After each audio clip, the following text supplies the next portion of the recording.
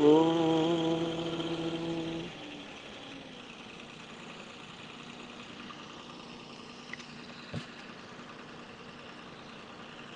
where is it? Okay, here we go. Go here, go here. For the paste, for the put. All right, there we go. And I believe I am live. That's right. Here we go. Long time. Ain't been live in a minute. Let's do this while we walk. What's going on, UGC? We walking. As you see, the sun is setting behind me. We in the dark. We about to go through some woods. Some woods. Lions, tigers, bears. Oh my. All right. Let's get on the panel. There we go. What's good? Tony, what's crack a Yo, lacking, man? I'm happy that I can actually hear you, that this is working right. Nice, nice. Um, Yeah, actually, I got a new mic too as well, so that's probably what it is too, man. I had to upgrade, so some shit I did. Chan kept saying she got tired of hearing me, you know, and just other shit as well. So I had to upgrade and get a new mic, but it's all good. Good in the hood. We here. You live? Good to see you back, man. I just chopping it up with you. hey man, I really wasn't gonna go live till you asked me to. But how you been doing? I've been good, man. What's up with you? Just the same old work, shit, working out, Yeah, gym, just a the lot of usual. lot of lot of work, lot of work. Yeah, Trying to get my ass in shape, but it's hard. life don't want to let me do it. It's hard. Shit happens, man. Shit comes up. You know what I'm saying? Hell yeah. What's going on, Black? How you doing? What's up, Tony? What's up, Flame? AJ, what's good How you with y'all, doing, man? man? What's Peace. good? But So what's yeah, like, so let's talk. Let's talk. Let's chop it up, man. So what's the topics of discussion for tonight? well, I don't even know. Open panel, really. I don't really care what we talk about. I just go up with the title. I should hold it down for Charlo since he held it down for America. It's been a long time Yes. since we've Mm. had champions from here say that they're an American champion. And although I'm not really tribalist and I'm not really like a nationalist, I do like that he did hold it down for America. When you have all these other people hold it down for their countries, it's Yeah. good Hmm. that we had somebody from here do it for us. Yeah. Same with Yeah, me. I'm not tribalistic as well, but it's still good to see an American, just accomplish that feat, especially the first one to do it in the four belt era. First So one. your first one, four belt era. So that's historic stuff right there. yep. I thought it was epic. I thought it was the right thing to do. I think he took the right approach in the sense that he just put the whole country on his back, man. So it's a dub for America. I mean, we give it up to the ones in Scotland. We give it up to UK and whoever else when they become undisputed. So In it's just Ukraine, good to all that stuff. see. Yep. Yeah, it's just good to see our country, on the map, and then we can potentially get two more on the map this year, family. Yeah, it is a potential with Devin Haney. Devin Also, and Haney, and also, then also Spence Crawford as well. So no matter who Spence wins that, we Crawford. got we got Yep. another American undisputed champ. Yeah, but that's gonna be America versus America. Yeah, yeah. That's why I'm not tripping. It's like But I'm it's kind of saying it's kind of it's like still an yeah, accomplishment for an American to yeah. Oh yeah, get an undisputed in history. Regardless, yeah. So So oh yeah. regardless, yeah. So it's not really so much about like, us having to go against another country. You know what I mean? Just the mere fact that you accomplish that. Like it's very rare just to get undisputed as it is. So yeah, it's very like difficult to do. Josh Taylor, shout out to Scotland. You know what I mean? Katie Taylor, shout out to Ireland. You know what I mean? You know, who else been undisputed? Usyk, Canelo, shout out to Mexico. So yeah, everybody got their Usyk in the Ukraine, props. all that. Yeah, yeah. So Yep. Yep. So, I think Jermell just he executed, man. He had a great game plan. mm-hmm. I think made that made the his mistake adjustments. was, first off, Brian Castano showed up late on some unprofessional He crap, did. He did. Wow, you that that know. that that, that dude, I started laughing when I found. I'm like, oh, you got to be kidding me. Yeah, I I'm got like, mad. I got mad when I found. I thought he was joking. I thought he was joking at first, but seriously, when I so did found I. I out it was thought it for was a real, joke. I'm I like, got are they mad, are bro. they serious? Like, how you gonna be late, man? I mean, black people supposed to be late, not Argentinians. Right. So That's supposed to be our problem. it was like, That's our stereotype. Come on, yeah, man, shit, we can Argentina. get away What with y'all that. doing? We can get away with that shit, not him. So it's like, Right. So, I was kind of mad after that. And I was like, you know what, Jamel gonna knock him out just because he's doing this silliness. But he executed, man. I think that I like the fact that he wasn't really looking for the knockout. It was more of like, I'm gonna dominate these rounds, and he stopped Castano from stealing rounds like he did in the first fight, because he was Mhm. able to get away with stealing rounds in the last 30 seconds. Castano was really, really good with that, but Jermell neutralized it, man, with counter punching and staying He off the just made all the ropes. proper adjustments that you could make. Used the excellent movement of his legs, didn't get tired. Used excellent lateral movement. Pivots and shifts, getting off the ropes when he needed to.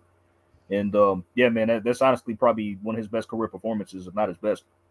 I'd I say would so. say, I would say it's probably his best Yeah. because how I saw the fight was the first three rounds I thought he lost. I thought Castano won the first three rounds, Mm-hmm.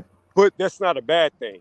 No, no. Thing about it is you could see as the first round went on into the second round, he started to think. Then the third round, he started to think a little bit more, and you could see that he was slowly adapting until he took over in the fourth. And then he won the next three rounds straight, hands down, no question.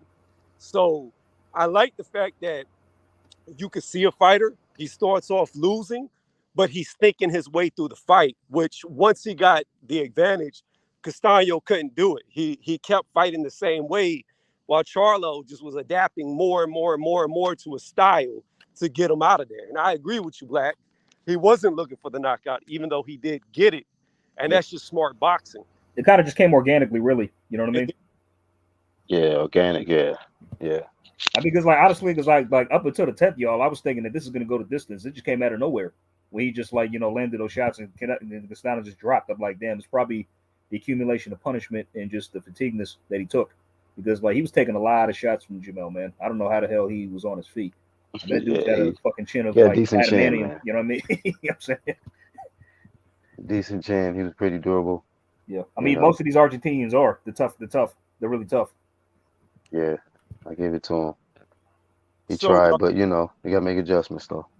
y'all think he's gonna stay at 154? Or you think he's moving up? Who, Castano or Charlo? No, Charlo. Oh, Definitely. yeah. Hard to say now. I don't know, bro. I think he might defend one time at Yeah, I least. think he might stay there for maybe one fight. I'd say so. See, But Because my again, to it's be what honest, dudes has who's going to be Jermell against. shown us Yeah. any weight issues? Is he had? Nah, I mean, I he don't think weighed he in at has. 152.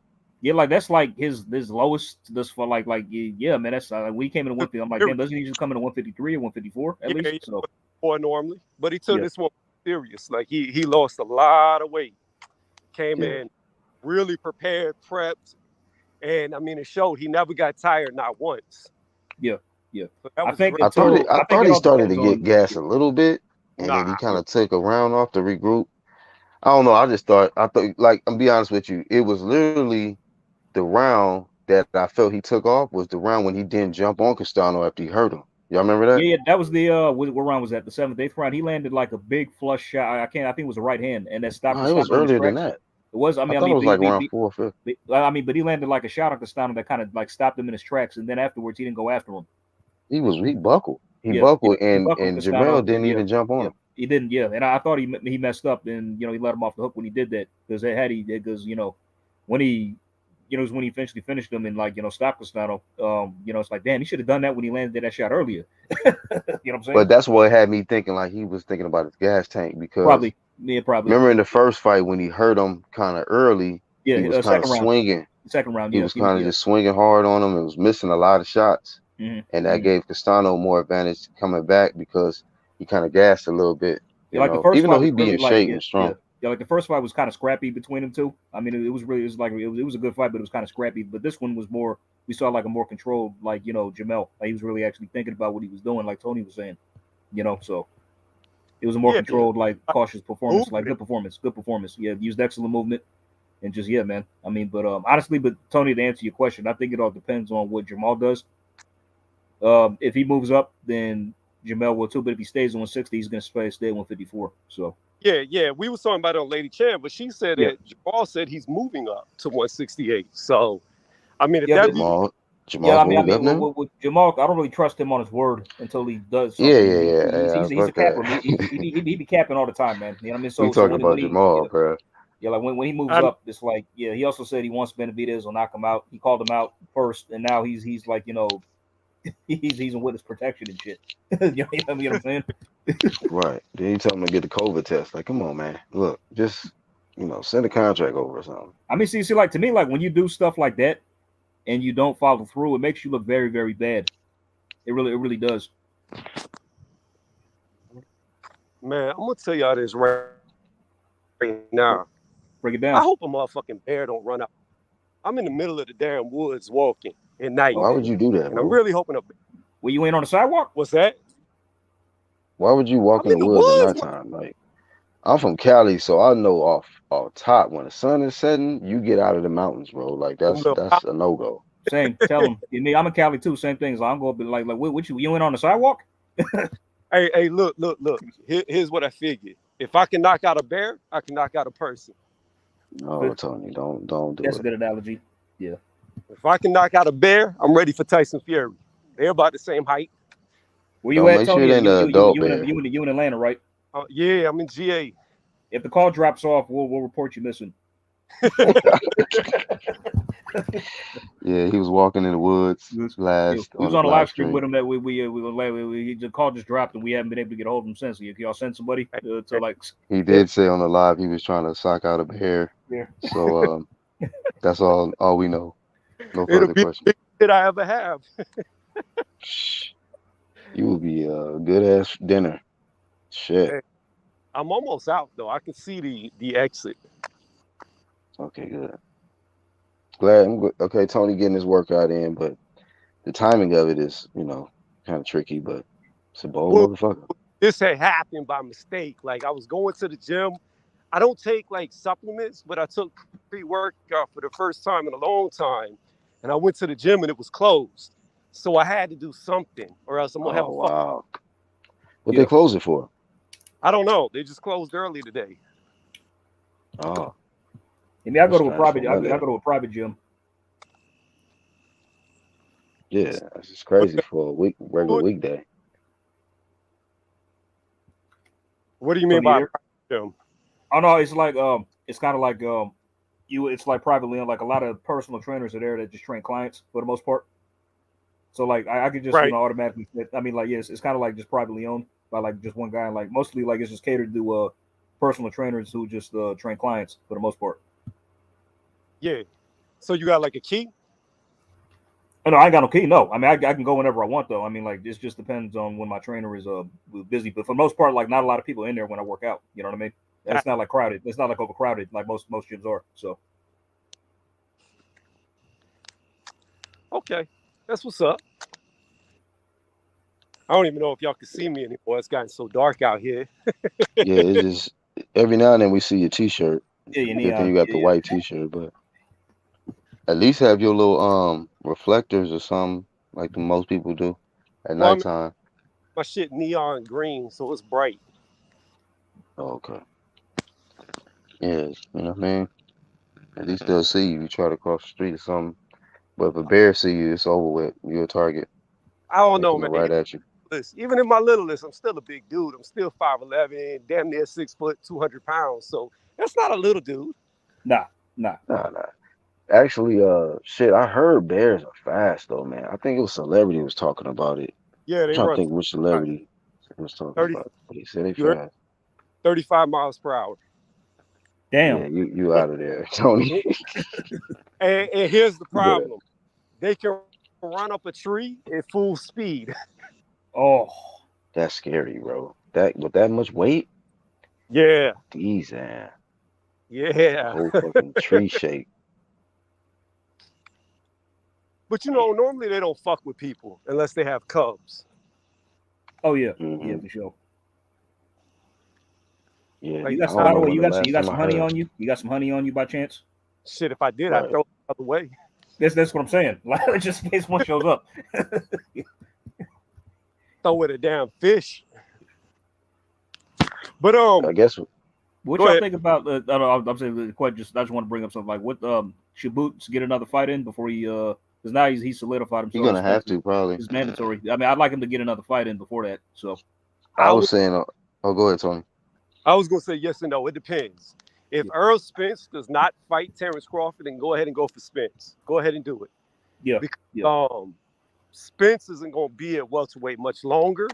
So if he doesn't fight him sooner than later, he may never fight him. Mhm. If Undisputed actually happens, which I have my doubts, then I would say that Boots, he probably should go for like, I don't even know where Virgil's at anymore. I don't know if he's going to 154, if he's going to stay 147. What's going on, Lisa? And Virtuoso. Big ups, please. What up, Lisa?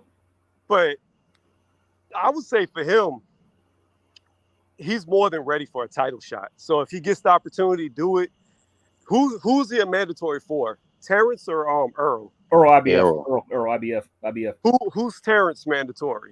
Nobody. Right now, nobody. I mean, he's not due to satisfy one for quite a while because he just fought Sean Porter, and I think he doesn't have to satisfy one for maybe another few months, maybe a year. So okay, He's open, man. Yeah. Clear. yeah. So I mean, if All I know is Errol is stupid if you don't take the Undisputed this year. He's stupid if you don't take Undisputed. but he was interviewed. They said he said he's working on it. I mean, like, yeah, they said we're in discussions. Like, hopefully, Yeah, I it'll did happen see this that. year. That's what we did say. So yeah, in discussions. But what is he gonna do? Give Terrence 10%? like, nah, man, they you know what? They just get. I mean, like, Damn. honestly, it's not expensive. They gonna try to lowball him, man. That's like fucked the up. get 60, like if not 50-50, 60-40 at best. That's, I mean, I'm not in arguing people's purse splits, but I find that fair. You know what I mean? 85-15. That's what Errol gonna come with. 80-20, 70-30, 70. I mean, like, yeah, y'all don't believe him, right? When he said, "Oh yeah, I was playing about that. I wasn't serious." No, like, he was bro, stop. Watch him go back to it. Watch. Look, He'll I'm go right back to it. gonna be honest. If somebody was dumb enough to fight me for 10-15%, hell yeah, I'm gonna take the 85-90.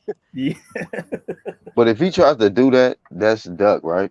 That's duck yeah. talk. I say that's that's another roadblock he's putting up to make the fight possibly not happen. So yeah. But I will say I do feel like 60-40 is fair. I feel like he deserves more money than Bud.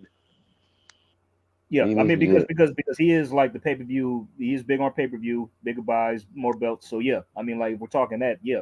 60. He need to get a cut though, because that's gonna be a mega fight. So Bud is the reason like, why that's a you mega know fight what? too. I mean, y'all know what they should do? Like, they should do, like, okay, guarantee both guys like 55, like 45, and then the winner of the fight gets 10%. Or they could do the 60-40 split, and they can Bet guarantee $1 million. He told him bet $1 million, so that extra $1 million. Yeah, I wonder if that's to the still in winner. effect. Yeah, or like guarantee both guys 40%, then the winner gets the extra 20. You know? Yeah. I just don't know if Spence would go for that. Like I always said, give Nah. 60-40 Right, the first exactly. one, and then if Bud wins, do 60-40 for Bud the next one. Yeah. But I don't know, because I look at it from like, I don't think like the split should be based off of accolades. I don't think it should be based off of what you did, who you beat, what you got. I think it should be based off of how many asses you put in the seats, because you're the one bringing the money. That's true. That's very true, because like when there's several examples of this, like in the past, like, you know, you got De La Hoya, Bernard Hopkins.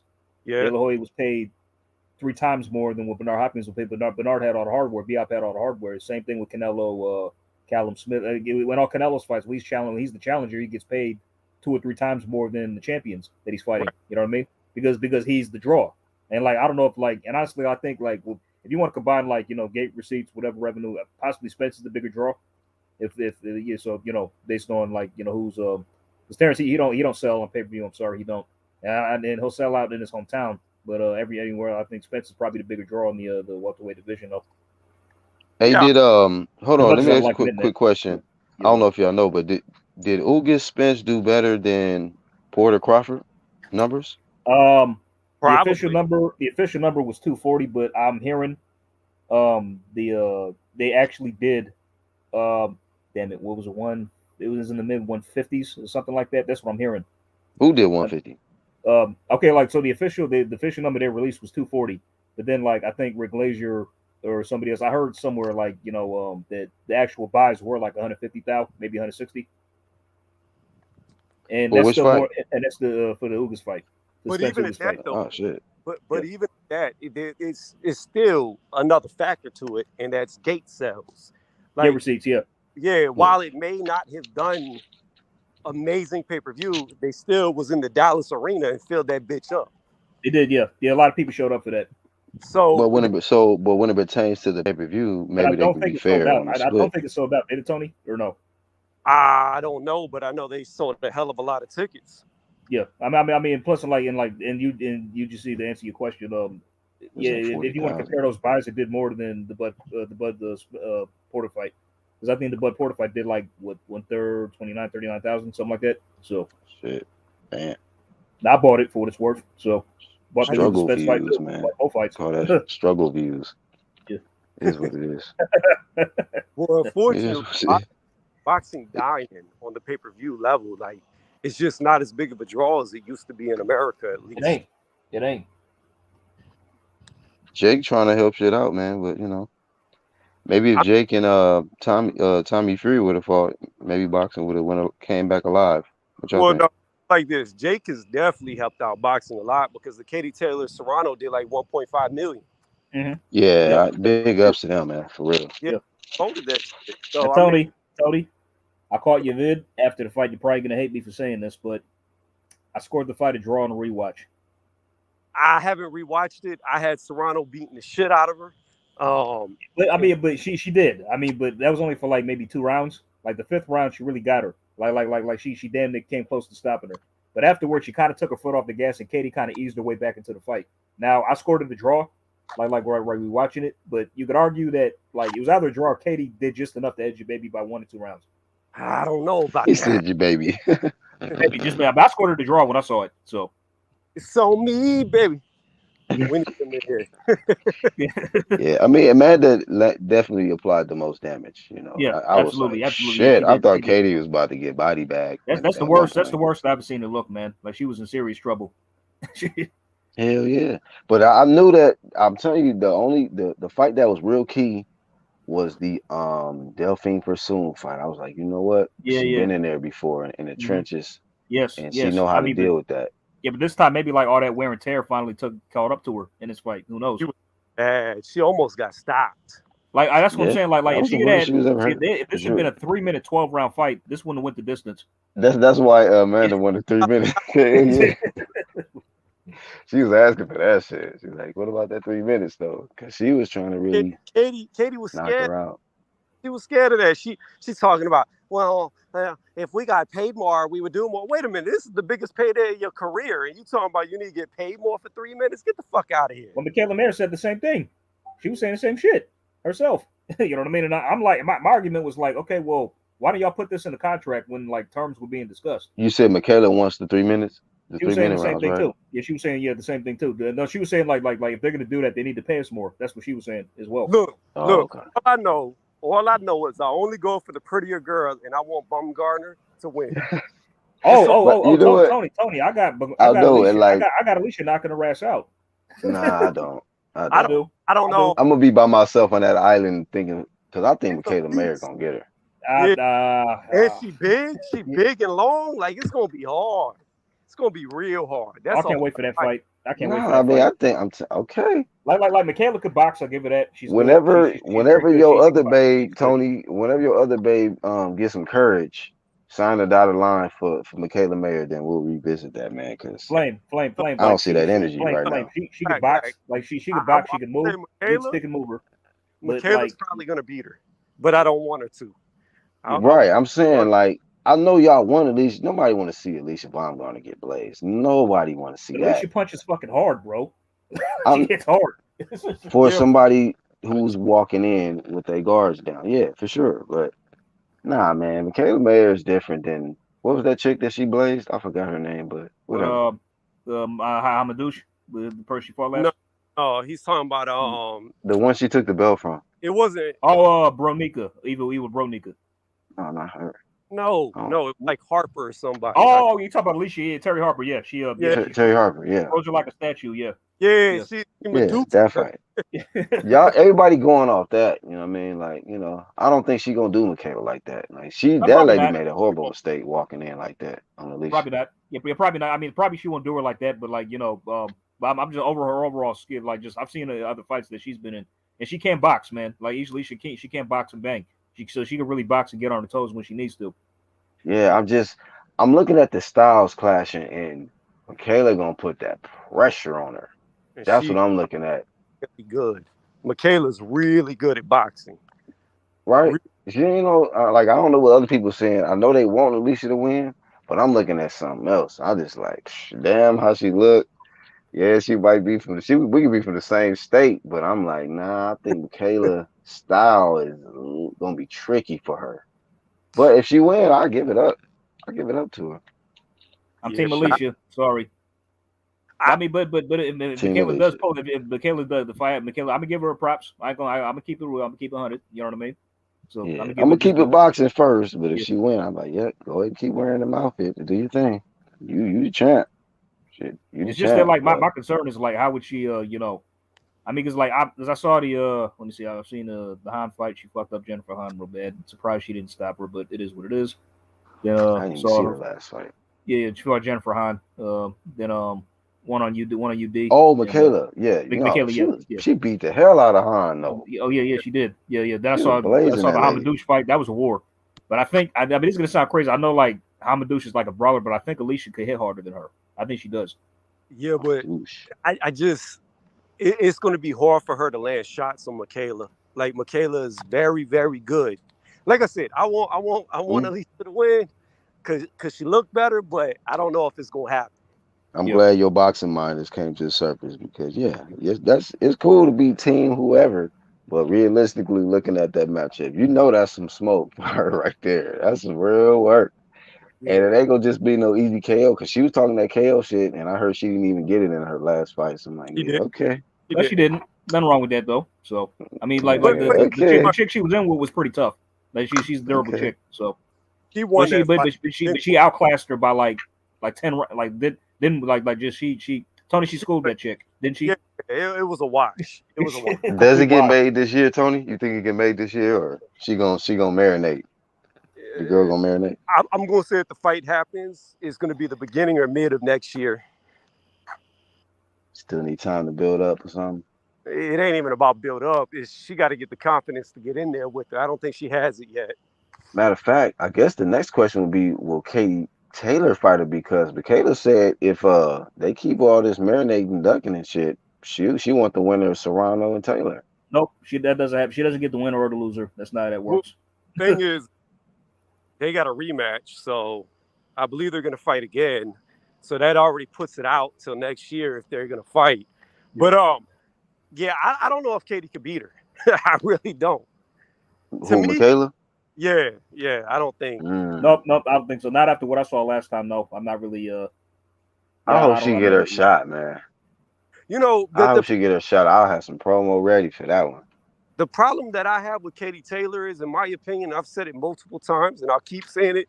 To me, she's the Canelo of women's boxing. She wins fights that I believe she should have lost. Yeah, She she always gets a seems lot to of favorable have, decisions on the card. She does. yeah, she's Controversial, upside close. every time. I don't. You see, I can't stand that. It's like I don't know if like I put that I mean, stamp but on her be, because be she ain't always. getting no franchise treatment or nothing. She be getting in there. Yeah, So but I give it to her. listen to me, Black. She's got a lot less fights, and I can name 3 fights I thought she lost. There's Oh, I know too. Hey, Tony, I know I too. only one I fight know. that I know. Delphine beat her the first Delphine time. too. Like was the other one the McCaskill fight? No, Or not that one. what's her name? She goes by Medusa. She's from Greece. Christina Leonardo too. Leonardo too. There it is. I thought she lost that fight easy to Watch it. score, cause like she was throwing, but she was missing everything. Like she threw more shots, but she missed everything she threw, and she Was it was early in her career or something? probably about 6 or 7 fights back. Not that early. Oh, I missed that one. Yeah, just Only look at fight I seen that was really like clear. I was like, oh yeah, Delphine beat her ass in that first yeah, fight. first But one. Yeah, and then I was I shocked. thought I still think I haven't watched it back. I need to do that. I will say I need to rewatch it. But in the moment, in the fight, I still think she lost. Which one? The Uh, Serrano? Yeah, against Amanda. You see it again. Watch it. I'll be like, wait, Tony. Let Nah. me ask you this: were you rooting for Amanda to win? Yeah, I of don't course she root. is. I don't root for anybody to win. We What I pick. do We predict- pick. We picking her. We picking her.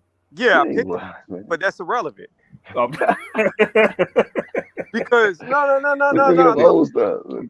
If somebody loses, I'm not gonna say they won just because I picked them. I don't do that. Like I'm completely honest. Like I can say if I got it wrong, but like for instance, I got that shit all wrong with Dillian White. Dillian White didn't even belong in that ring. I'm still mad at you for that. Man, That damn, why you motherfucker bring up Billy? 1,000 days. 1,000 days to get beat up worse than Wilder. Like Lord, it's like after that, like I'm just like, dude, you just need to retire. Like now, seriously, you know what I mean? Boy, at his age, he does. Yeah. Unless he wants to be a Derek Chisora, like he'll never have another title shot. No, that's the last one he's getting. Yeah. That's never gonna I happen. heard he trying to get a rematch with AJ. I'm like, man, you better sit down somewhere. Dude, bro, man, nah. Sit your ass down somewhere, bro. That chin has been shattered. Like it ain't even cracked. It's shattered. Like The uppercut, man. It's just the uppercut. I wouldn't be surprised if I wouldn't be surprised if Otto Wallin knocked What him out. trainer can help him prevent getting hit with an uppercut? Man? Let me tell you something. Like I like Dillian, be wrong, but like I think Amir Khan's chin is stronger. Like oh no, man. We not gonna disrespect Dillian White like that. No, man, I'm telling you, I'm being honest. Like that uppercut he got knocked out with was light as fuck. It wasn't even like Fury bent down and put a lot of weight on it. Damn, man. And Fury was lighter in this fight too than the last.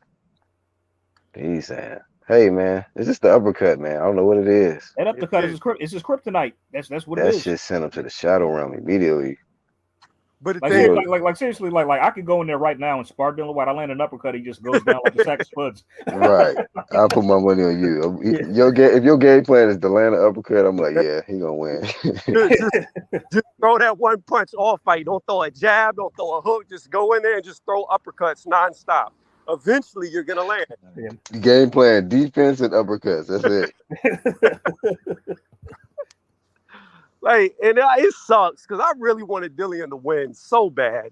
Tony, you made a believer. Hell yeah, me too, man. I wanted him to win too, but it's like me and Tony. I think that's how me and Tony started getting along in the beginning. Like we was speaking up for Dillian White when everybody else was shitting on him, like all the fanboys and shit. Yeah, but then he goes out there and makes us look like a bunch of jackasses.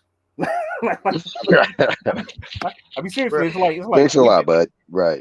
Yeah, I was like, appreciate that, man. It's like we've been wasted so content, homie. This is the shit you pull, bro. You know what I mean? Dylan, you are a waste of content. No, I'm joking. I feel like he didn't even train. Like, to be honest with you, I feel like he didn't train for the fight. He didn't look. Like, that's what I'm saying. Like, that's what I mean, because you know, like going into the Canelo fight, like that's what I was asking myself. I mean, like, I know this is off topic right quick, but it's like he seemed to gas kind of like, you know, after like the 5th, 6th round, and I'm like, what? Didn't he have a full camp for this? Why is he so tired? Oh, I can tell you why. It's like I said on Ladies' Channel on Chance, like the whole fucking camp looks like shit. You got Mr. T-Man Valdez. His last 2 fights since being caught on the herbal tea, he's looked like pure shit. Canelo looked like pure shit. And Ryan Garcia, since leaving that camp, couldn't even make fucking weight.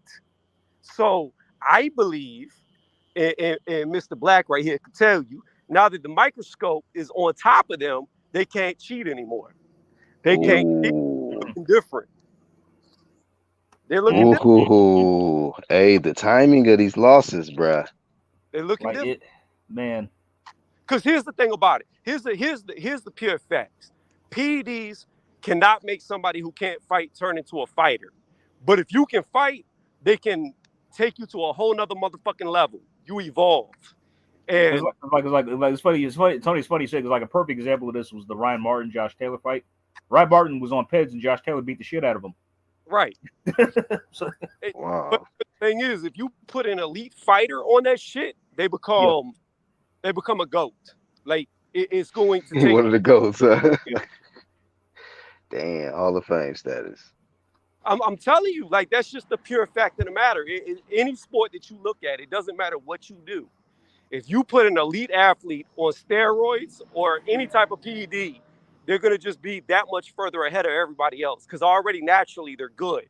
Now they're boosted on top of it. Nah. I can't even believe you said it. I mean, I didn't even think about it like that. But yeah, I guess when that microscope got on them, the whole these L's, all the L's started coming immediately.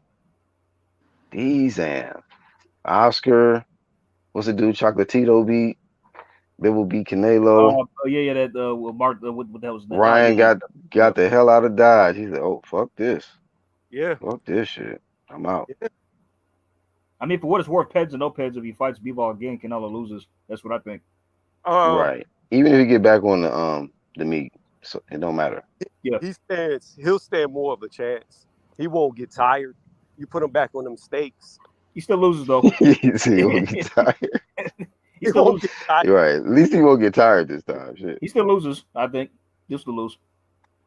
Oh yeah, he's gonna get Blaze probably worse because Yeah. Bivol is such a he has such a high ring IQ. All you gotta do is just tweak a few things and just be better than how he was in the first fight, which was he only lost 2 rounds on my scorecard. I mean, B-Ball's intention, like, if he was going to rematch Canelo, like, okay, like, his game plan was probably to win on points and just outbox Canelo, which he did. But, like, the second fight should be, okay, let's go for the knockout this time. He's just gonna be like, okay, win every round, not one, don't lose one round. Shit. Yeah. Tony, how'd you have it scored? How'd you guys have it scored to fight? Canelo, I had it a damn avalanche for Bivol. Like, I actually literally gave him 1 round. I said maybe I gave him 2. That's what I'd be saying too. But here's the problem: you still have the 115, 113 scorecard. On all 3, dude, they gave fellas, they gave Canelo all the first 4 rounds.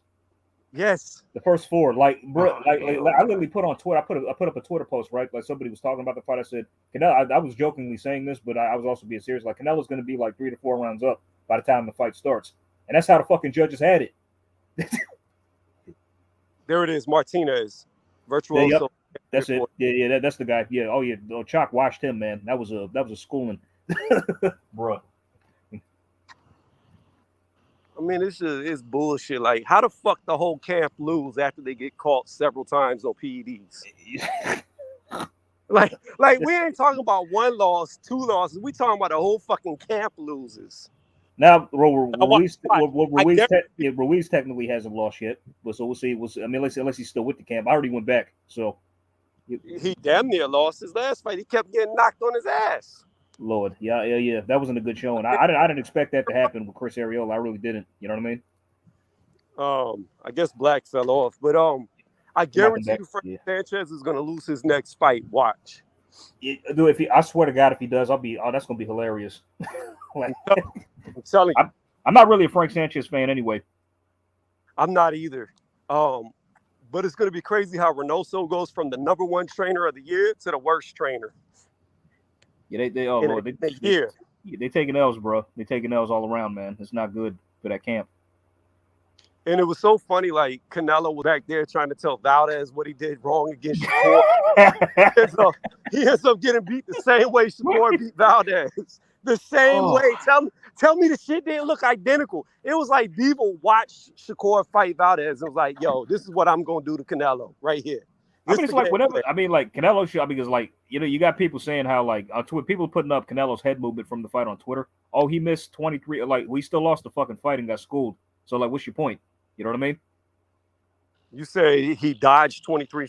I mean, so somebody put up a Twitter post saying, like, how Canelo dodged, like, hella Bivol punches in the fight, like, with his head movement, with his spectacular head movement. I'm like, yeah, we still lost and got schooled. So, what's your point? I mean, that sounds great that he dodged 23 punches, but what about the other? Did he win? Did he win? What about the other 150 that hit him in the face? Thank you. I mean, yeah. I mean, bottom line is he still lost. So like, what's the argument? You know what I mean?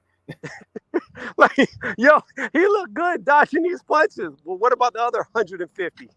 Eating dinner, right? Okay, for sure, man. Cool beans. Like, I guarantee you, Bivol. What was his land percentage? It had to be at least 30%. They showed the punch stat. What the hell were they? Let me look them up. Let me try to find them. Let me see. It had to be at least 30. At least 30. Like heavyweight, blah, blah, blah. I can't wait for this Joe Smith Jr. Better be fight. Somebody's going to the hospital. About to send this dude into another fucking realm. Somebody's going to the hospital, bro. And that's not going to the cards. I don't see Joe Smith making it past 3 rounds. Wow. Really? That early, huh? He ain't go because he can't box. He knows how to come. He fights like a real life Rocky. Like he catches everything with his face. I mean, but he can't punch, so he's got to watch it. And Better Beef's been down like before. So yes, but Better Beef. I still have him winning. I still got him knocking Joe Smith out though, like you. But if he actually managed to do it that soon, that'd be impressive. The thing about Joe Smith is he can't box. He just comes in and throws punches. Better Beef, while he is pure power, at least can box. Like he has technical ability. Joe Smith is just like pure willpower. That's all he is. He's power backed by will. That's it. But as far as skills, like, did you see Bevo fight him? Bebo watched them. Yeah, that was a wash. Like, that told you, like, I mean, he I beat mean, him. the only success he had was a punch he landed like after the bell, kind of like, you know what I mean? That was it. And like Bebo just shook that shit off. It buzzed him, but he shook that shit off and just went right back to work. And Bebo was like, you know what Bebo did after that punch landed? Like, okay, you hit me after the bell, but guess what I'm gonna do now? I'm gonna put the pressure on you and try to stop you in Yeah, the last round, which he did, which he almost did. You know yeah. what I mean? Well, that's another thing too. Like, speaking of that, stopping people. Look at there was times when Canelo was seriously hurt against Bevo. Like, he got hurt. Oh yeah, I know. Oh yeah, And absolutely. Yeah. Whenever Bebo opened up with like combinations and flurries and straight punches, Canelo was blocking that shit with it. That shit bothered him. He didn't like that at all. yeah, he got hurt. Now imagine, even Joe Smith, like, we talking about Bevo's not even a power puncher of the division. Oh And no, not at all. Yeah. imagine what would happen if Better Beef would have been in there. Oh God, I don't even want to know. Like, that's who I wanted him to fight. I really wanted the Better Beef fight. Because then there would have been no 115, 113 scorecard. It had just been a night. Yeah, I mean, I was even saying I put up another Twitter post saying like the judges for the Better Beef Smith fight should take the night off because that's not going to the cards. Right. It isn't. You know what I mean? I agree. There's no way it goes to the cards. No way. I'm telling you, don't go past 3 rounds. Nope. Yeah, that's a bold statement, man. I'm gonna keep that in mind. I mean, I see it lasting longer than that. I mean, but I'd be actually like surprised if he actually Better Beef manages to get him out that early. So let's look at it like this. I'm at an 80% prediction ratio right now. I've gotten 2 wrong. Tyson Fury, Dillian White, and then Taylor Serrano. Those are the only. And that's not that bad. I mean, you were almost spot on with Taylor because with Serrano because she almost did win the fight. She almost did stop Katie. So. She, in my opinion, still she should have won the fight. I still. Yeah, I hear you. Yeah. I'll rewatch it and see what I scored, but I was scoring it when I watched it, and I don't think I'm gonna change my opinion rewatching it. Yeah. Because I had it to draw. Like I said, I had it to draw. So you know, that's what I had it.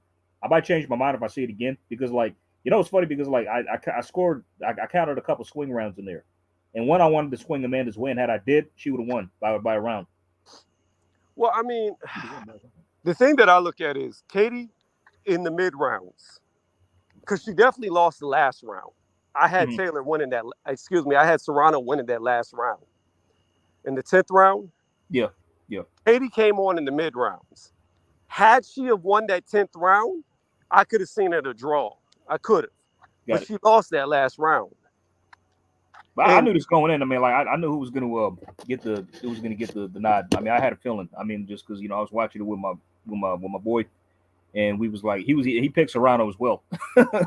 We had different predictions. He picked Serrano. I picked Taylor, and he was kind of bent out of sorts too because he didn't get it right. He got kind of like it was kind of funny. I'm like, but like, hey man, like it is what it is. I mean, that's why I needed a me and Chan did a rewatch the next day, and I'm like, oh yeah, she scored her a draw.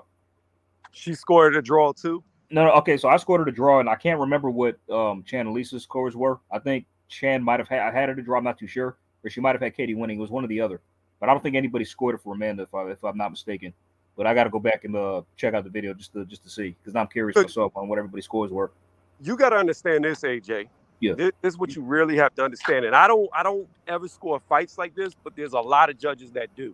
Yeah. With as bad as Taylor got hurt and as rocked as she got, I believe, in the 5th round, I think. Yeah. I think I know what you're going to say. It should have probably been a 10-8, right? Right. Yes. Yeah. If Katie Taylor would have done that to Serrano, they would have gave Taylor a 10-8 round. I don't disagree. I don't disagree with that. And when you take that into account, I mean, personally, I don't think that's fair because you should only do that if you get a knockdown. You know what I mean? I agree with you. I don't do it like that. Like I said, I don't either. Even with not giving her the 10-8 round, I still gave it to her by a round. I thought she won the 10th and final round to solidify the fight. But if you would have went by that, which a lot of judges do, that would have even been a further gap that Katie would have had to overcome. And I'm not saying y'all don't know how to score because y'all do. You know what I'm saying? I'm just saying, in my opinion, I mean, it's funny because we did 2 rewatches, like, and we scored the fight the exact. I mean, we did a couple rewatches on Chance Channel. We scored the fight like the exact same way the judges did. So we watched the second Triple G Canelo fight, right? Right. Chan had it a draw, while me and Lisa had it 113, 115 Canelo, same scorecards. Yeah, well, this is what I've always said about the rematch with Triple G. Yeah. I had it a draw, okay? Yes. Yeah. I thought it was a draw. However, I've said from the time the fight ended till still now, if I had to give it to somebody, if you put a gun to my head and say somebody has to win this fight, then Canelo would have got the nod. Got it. Yeah.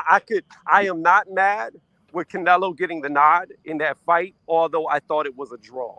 Yeah, but I mean, but either way, it was still close. I mean, because he never decisively beat Triple G. He never did. No, he never did. I mean, and it's funny because the Canelo. We also rewatched the Canelo Lara fight. All right, now get this: split decision all around, like the judges. Chan and Lisa gave it to Canelo. I gave it to Lara. Well, what you really need to go back and watch is the Austin Trout fight versus Canelo. That's next. Yeah, we're doing that this week. Yeah, we're doing that this week. Yeah, that's next. So Trout beat that man. He beat him. Mm-hmm. The only thing Canelo had was a knockdown. That's it. Yeah. And the only reason why he got the knockdown was because it was open scorecards. So that means the corners knew what the judges were doing, and Trout knew he was significantly behind when he should have been ahead. So he got reckless to try to get up on the scorecards, and he got caught. Yeah. But here's the thing about it, and I said this from the jump. When people thought Canelo could beat Mayweather, I said there's no fucking way. There's no way. I don't even know if I have a video on it. I may. I'd have to look back. But I said Canelo is going to get his ass whooped, and it's not even going to be a fight. Because here's the fact of the matter. Austin Trout fought a lot like Mayweather, but like a Dollar General version. Yeah. So if you can't beat the bad version, what are you going to do against the elite version? And when the fight happened, it showed. We all saw it. And that's why Mayweather fought him. Mayweather saw that shit. He was like, he looked this bad against Trout. I'm going to beat his ass. And the only thing Floyd didn't do that you can criticize was he didn't drop a stop Canelo. But he dominated. I'm not going to criticize that because he schooled the fuck out of him. Yeah, but he was also fighting a much bigger guy. So stopping him stopping people isn't even his MO. Oh, yeah, that's true. Yeah, of course. Really, yeah. I'm saying, but if you want to, but if his haters want to nitpick, you could nitpick on that. But I don't know why. I mean, honestly, that fight was kind of. It was. I mean, hold on, hey Jake, hold on. I gotta get my girl. Hold on. She gotta see this. The moon is fucking huge. Ooh. Do you think, bro? I'm gonna tell her. She gonna come out here. Hold on. I'm reading. Why are you doing that? I'm gonna hit the restroom right quick. I'll be back. So in a minute. All right. Yeah. Let me see if I could put this moon on camera.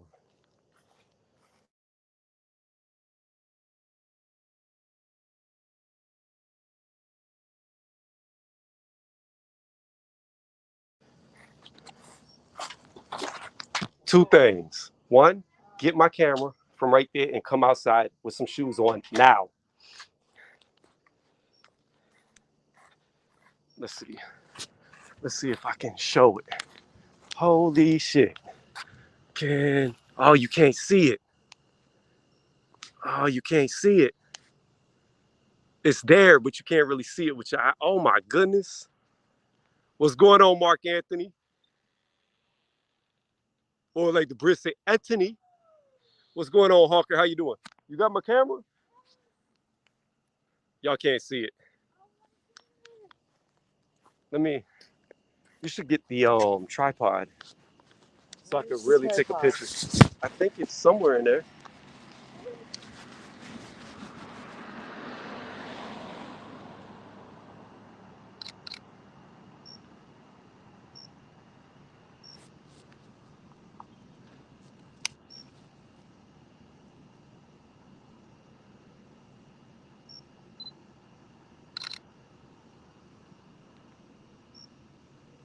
Why does it look so white?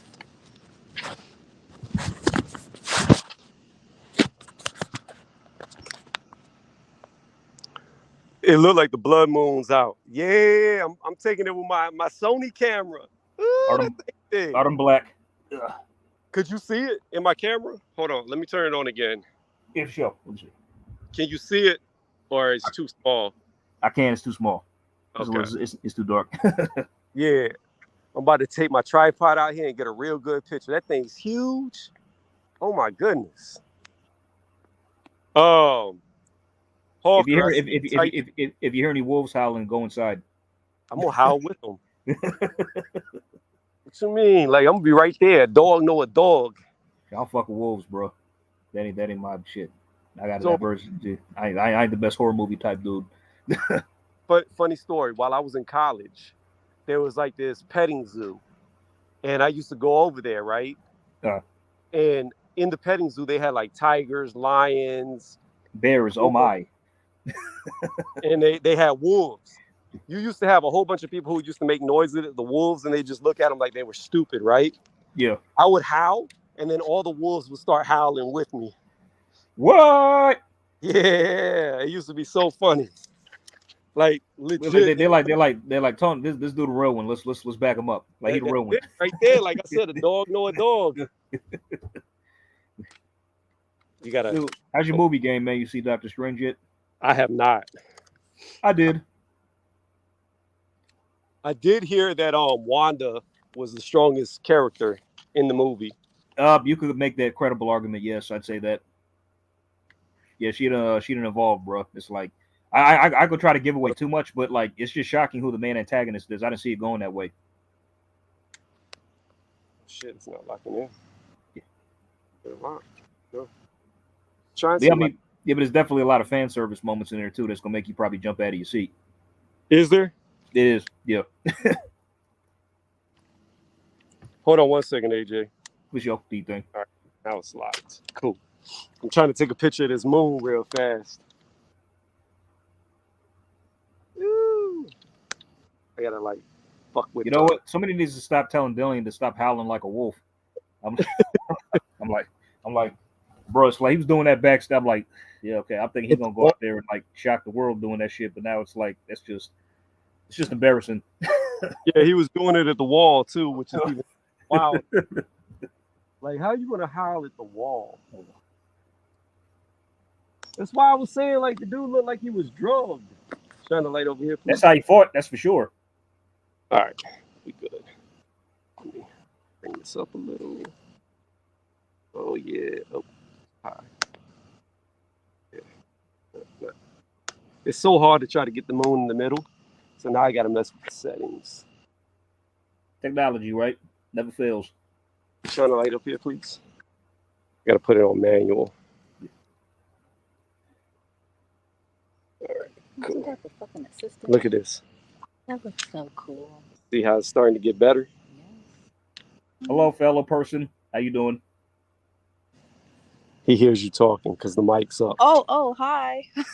How you doing? You? Is it cold out there? What's the temperature like, man?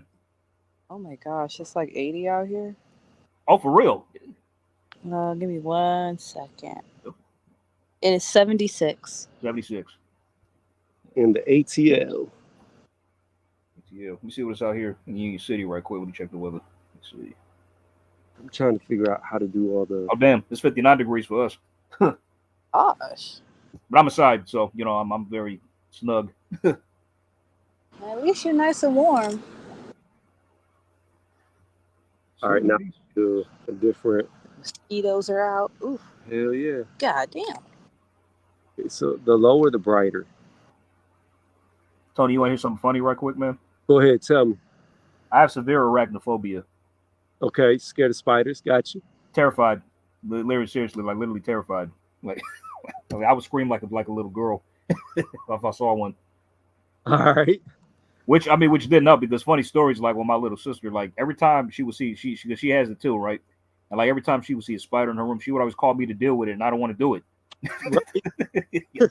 Right. So let's see. I'm trying to mess with sharpness. It's a whole frog looking at us. They're probably trying to figure out what we're doing. Well, it needs to mind its business and not get closer. Tell him like Roger told him in Training Day, the fuck's your problem? I don't do froggies now. You should take a picture with your phone. I did, but it's not as good. Zoom in. You got that times. 100, but it's Yeah. not the same. Oh snaps! People talking in the comment, Tony, you believe what the WBC is doing for Wilder? I'm not mad at it. You ain't. No, not at all.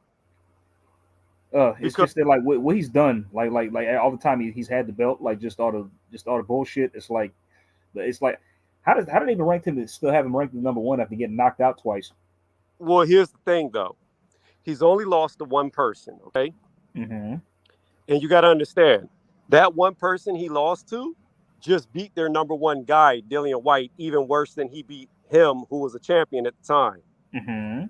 So, who else would you put number one outside of Wilder? Well, I mean, but he's coming off of 2 knockout losses. But, Just my point for saying this is like, okay, AJ just lost Usyk, right? And he moved him like 4 slots down with the WBA. But you know what? Yeah. He's still getting his rematch to get his titles back. Here's the thing, though. Yeah. If Usyk, just hear me out real fast, right? If Usyk beats AJ, okay, again, and then retires, so he vacates all the titles, who do you think is going to be first in line? AJ. Oh, yeah, for the vacant belt. Yeah, he'll definitely be fighting for a title right off the bat, even if he loses 2 times in a row, because outside. So here's how I look at it.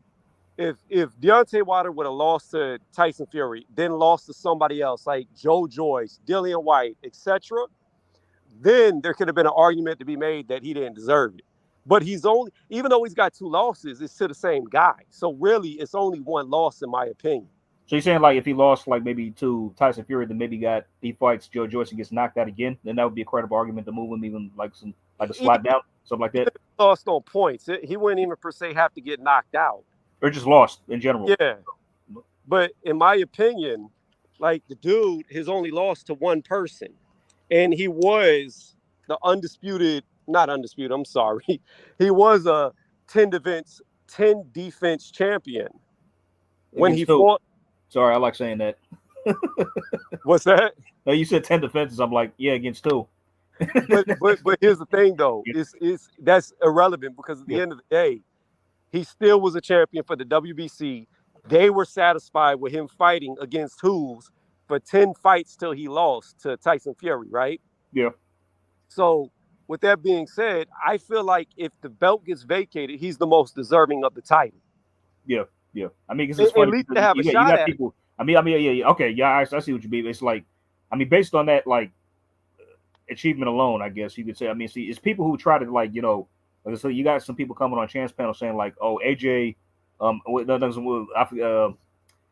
want to say his name, but I'm sure you know who I'm talking about. He was saying that Wilder has a credible argument to get into the Hall of Fame, and Anthony Joshua doesn't. I'm like, wait a minute, wait. So like, Wilder with his 10 defenses with 1 belt, like he's more credible to get in with AJ, who's been a unified champion and has made several unified defenses. Make that make sense? You know what I mean? What is Deontay Wilder's knockout ratio right now?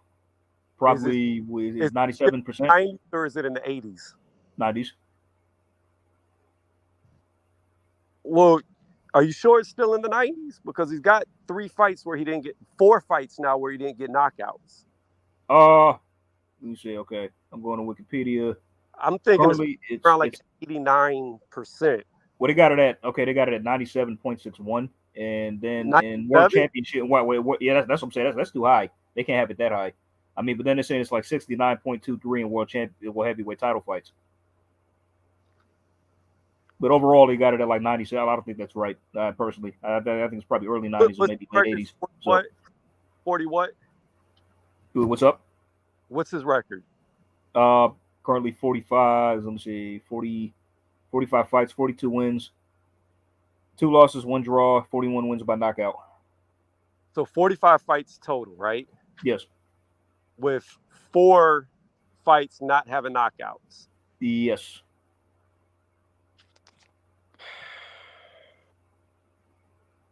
Try to do it in my head. It was like you count the 2 he lost, then. Well, no, it's 4 total fights because he had a draw. He drew a Fury, 2 losses. Then he went the distance with Bermane Stiverne the first time. Yeah. So 4 fights out of 45. So he's got 41 knockouts out of 45 fights. I don't think that's a 97%. No, it's not. It isn't. That's too high. It's way too high. I'm drawing a blank, trying to do mental math while I'm taking pictures. I'd say it's like, or it's probably maybe 91, 92, or 89. It's probably between like 88 to 92. That's what I'd say. Are you on BoxRec? No, I'm on Wikipedia currently. Go to BoxRec and see what they have it listed at. Okay, let me check. Let's see. Got to log into this bullshit. Can't stand this. Let's see here. Oh, I'm already logged in. Nice. Sweet. How do I find that? Is it in his wiki page? Or? Yeah, just go to BoxRec, look up Deontay Wilder, and it should be right there at the top. 91.1%. Oh yeah, I got you. Yeah, that's it. Yeah, 91.11. There it is. Yeah, I got so it. I knew it had to be around 89. So that's that's what I'm saying. I was saying it's between probably 88 to 92. That's what I was thinking. So, I mean, that's a good knockout ratio. That's a really good one. When you're knocking out when you're knocking out cab drivers, so. Yeah, but whether that be true or not, that might actually be the highest heavyweight career knockout ratio. Yeah, most definitely, yeah. I mean, but just the quality of competition, that always is brought into question. No, I agree with you 100%. But I mean, because it's like you were saying, we don't know how good Deontay Wilder is, or if he ever could have been, because he didn't fight anybody, right? And which is kind of sad. I mean, it's kind of like a waste of talent and potential. He could have fought AJ, but he didn't do that. And it's just mystifying as to why he would just pick Fury. I mean, I know he was a name at the time, but it's like why do that when Undisputed was right there on the table? Well, my thing is, I don't know. I just look at the Fury situation as there's a shout out to Ring IQ. Julius was saying this. He was saying it's just a classic case of a cherry pick going wrong. That's what it was. Yeah. I mean, because Tyson was coming off a 2.5, 3 year layoff, COVID, the weight, fat camp, 2 sparring sessions. They tried to get him at the right time. They thought they were going to get him at the right time.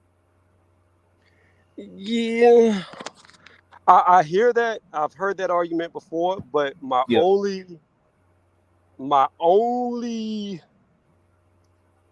counter to that argument would be this: they could have thought they were catching Fury at the right time. However, here's what you got to understand. He had 2 fights before he fought Wilder, right? Yeah. And in both those fights, it was what? Zephyr Safari and Pineda, yeah. Yeah. In both those fights, he dominated them easily. They weren't even competitive fights. They were sparring sessions. That's all they were. Right, but that's the thing. So my thing is this. I don't know if you could really make that argument when Fury looked like he had never missed a beat. But that's against those type of guys. Let's say he went right back out there with a live dog, like a live killer at the time. But here's the problem. According to people who hate Deontay Wilder, that's all Wilder fought was that level of competition his entire career. That's true. So that argument, again, to me, falls flat on its face when, according to Deontay Wilder haters, those are the only level of competition he was fought was the Safari. I see what you're saying. And Fury looked to outclass those guys when they fought. So again, I come back full circle to. I mean, if you go back and look at Wilder's some of the guys he fought, some of those guys were making him look real bad. I mean, go to look you see Gerald Washington, Arthur Spilker, those guys they made him look poor at times in the fight. No, I agree, but here's the thing: it's just like the argument I have with people who say, "I'm just throwing this away. I'm coming right back." Huh? Oh, you going inside? Okay, well, showed you the blood moon. Now I gotta howl and pee on something. Good night. She didn't hear you. She already walked in. 40 from 45. Wait, Hawker said his ratio is 88.9. No, it's 90. Mark Anthony had it right. It's 91.1 or 11. Yeah. I checked BoxRec. I looked at it myself. Yeah, I thought he was 41 or 45. Only 4 fights. He didn't get a knockout. But my thing is this. This is the same argument I have with what you just said, what I was getting to before she said she was going inside. Here's the thing. You could say he looked bad, right? But when you knock somebody out, there's no better way to beat somebody. Those fights that he looked bad ended in knockouts for him. The same argument I have with Anthony Joshua, where people be like, "Oh, he gassed in the Klitschko fight." Well, what was the outcome of that? He knocked him out.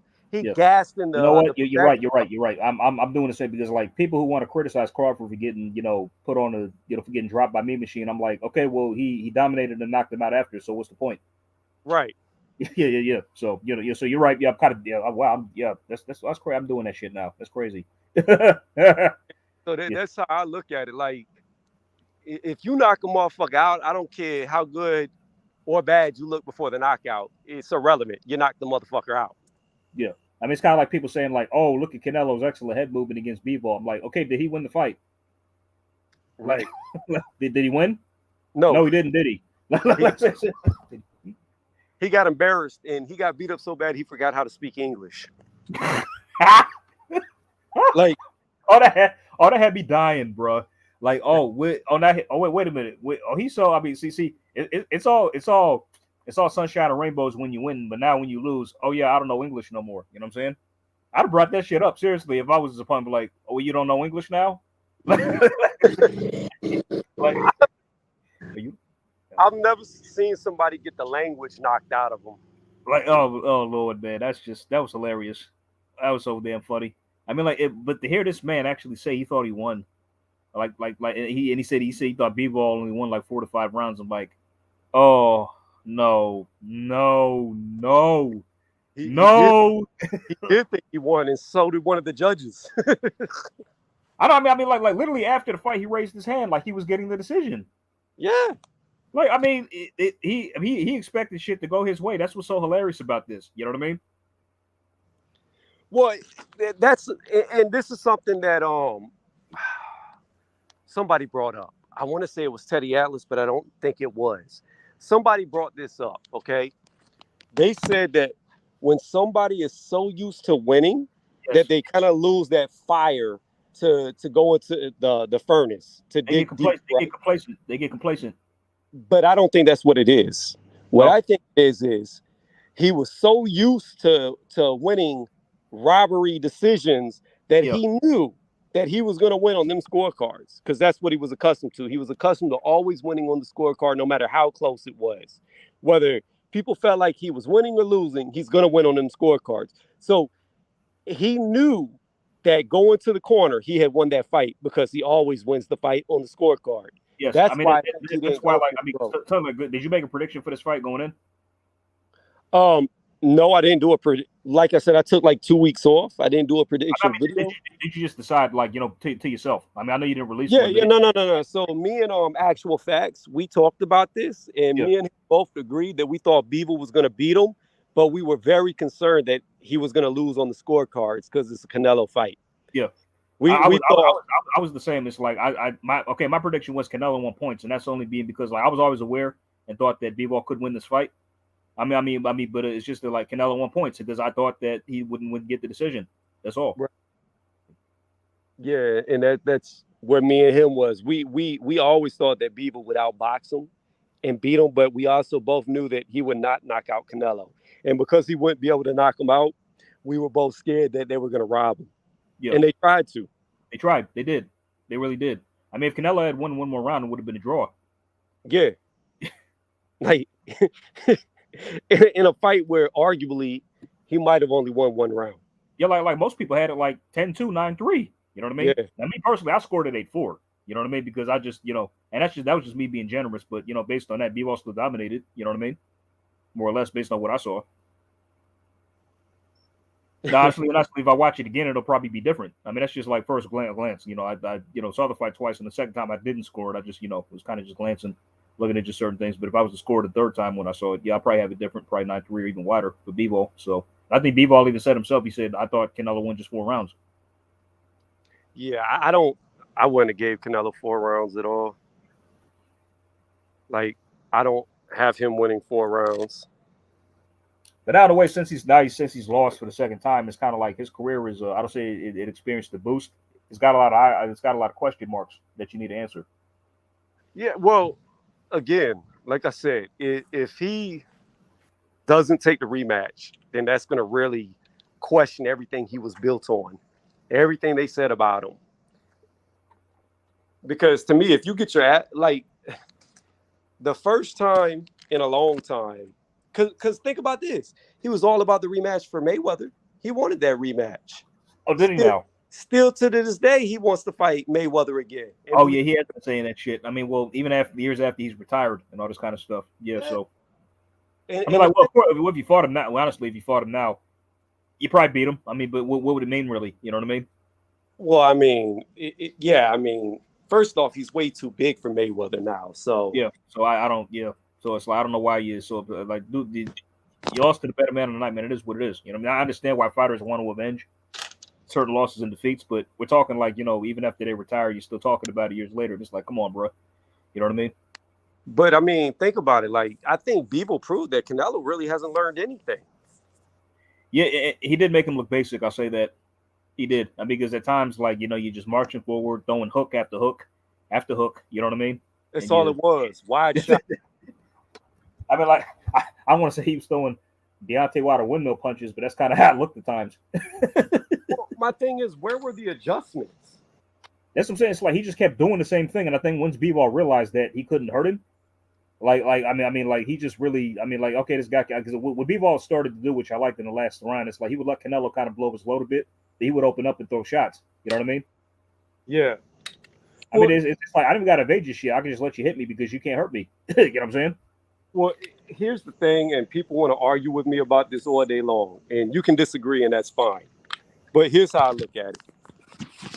This fight right here, in my opinion, was the first time in any weight class, Canelo actually fought somebody his own size. Because he's a big ass dude. He walks around at 190 pounds outside of fight competition. Yeah. So all them guys who are taller than him, it don't mean shit because at the end of the day, it only matters how much weight you have in your ass. It's all about weight, not about height. So everybody gets caught up on him only being like 5'8", maybe 5'7" in real life. He's short. But just because he's short doesn't mean he's little. He carries a lot of fucking mass. He's way thicker than all the guys he fights. And for the first time, he got in there with a guy who did not look dwarfed by his size and thickness. Bivol looked every bit the same size, if not slightly bigger. And I'm talking about in thickness. And he couldn't deal with it. And then on top of it, the first time he fights somebody around his size, he couldn't even hurt him. No, not at all. I mean, like I mean, it's funny because like Bivol made me laugh. He goes, "Did he hurt you at all?" Yeah, my arm.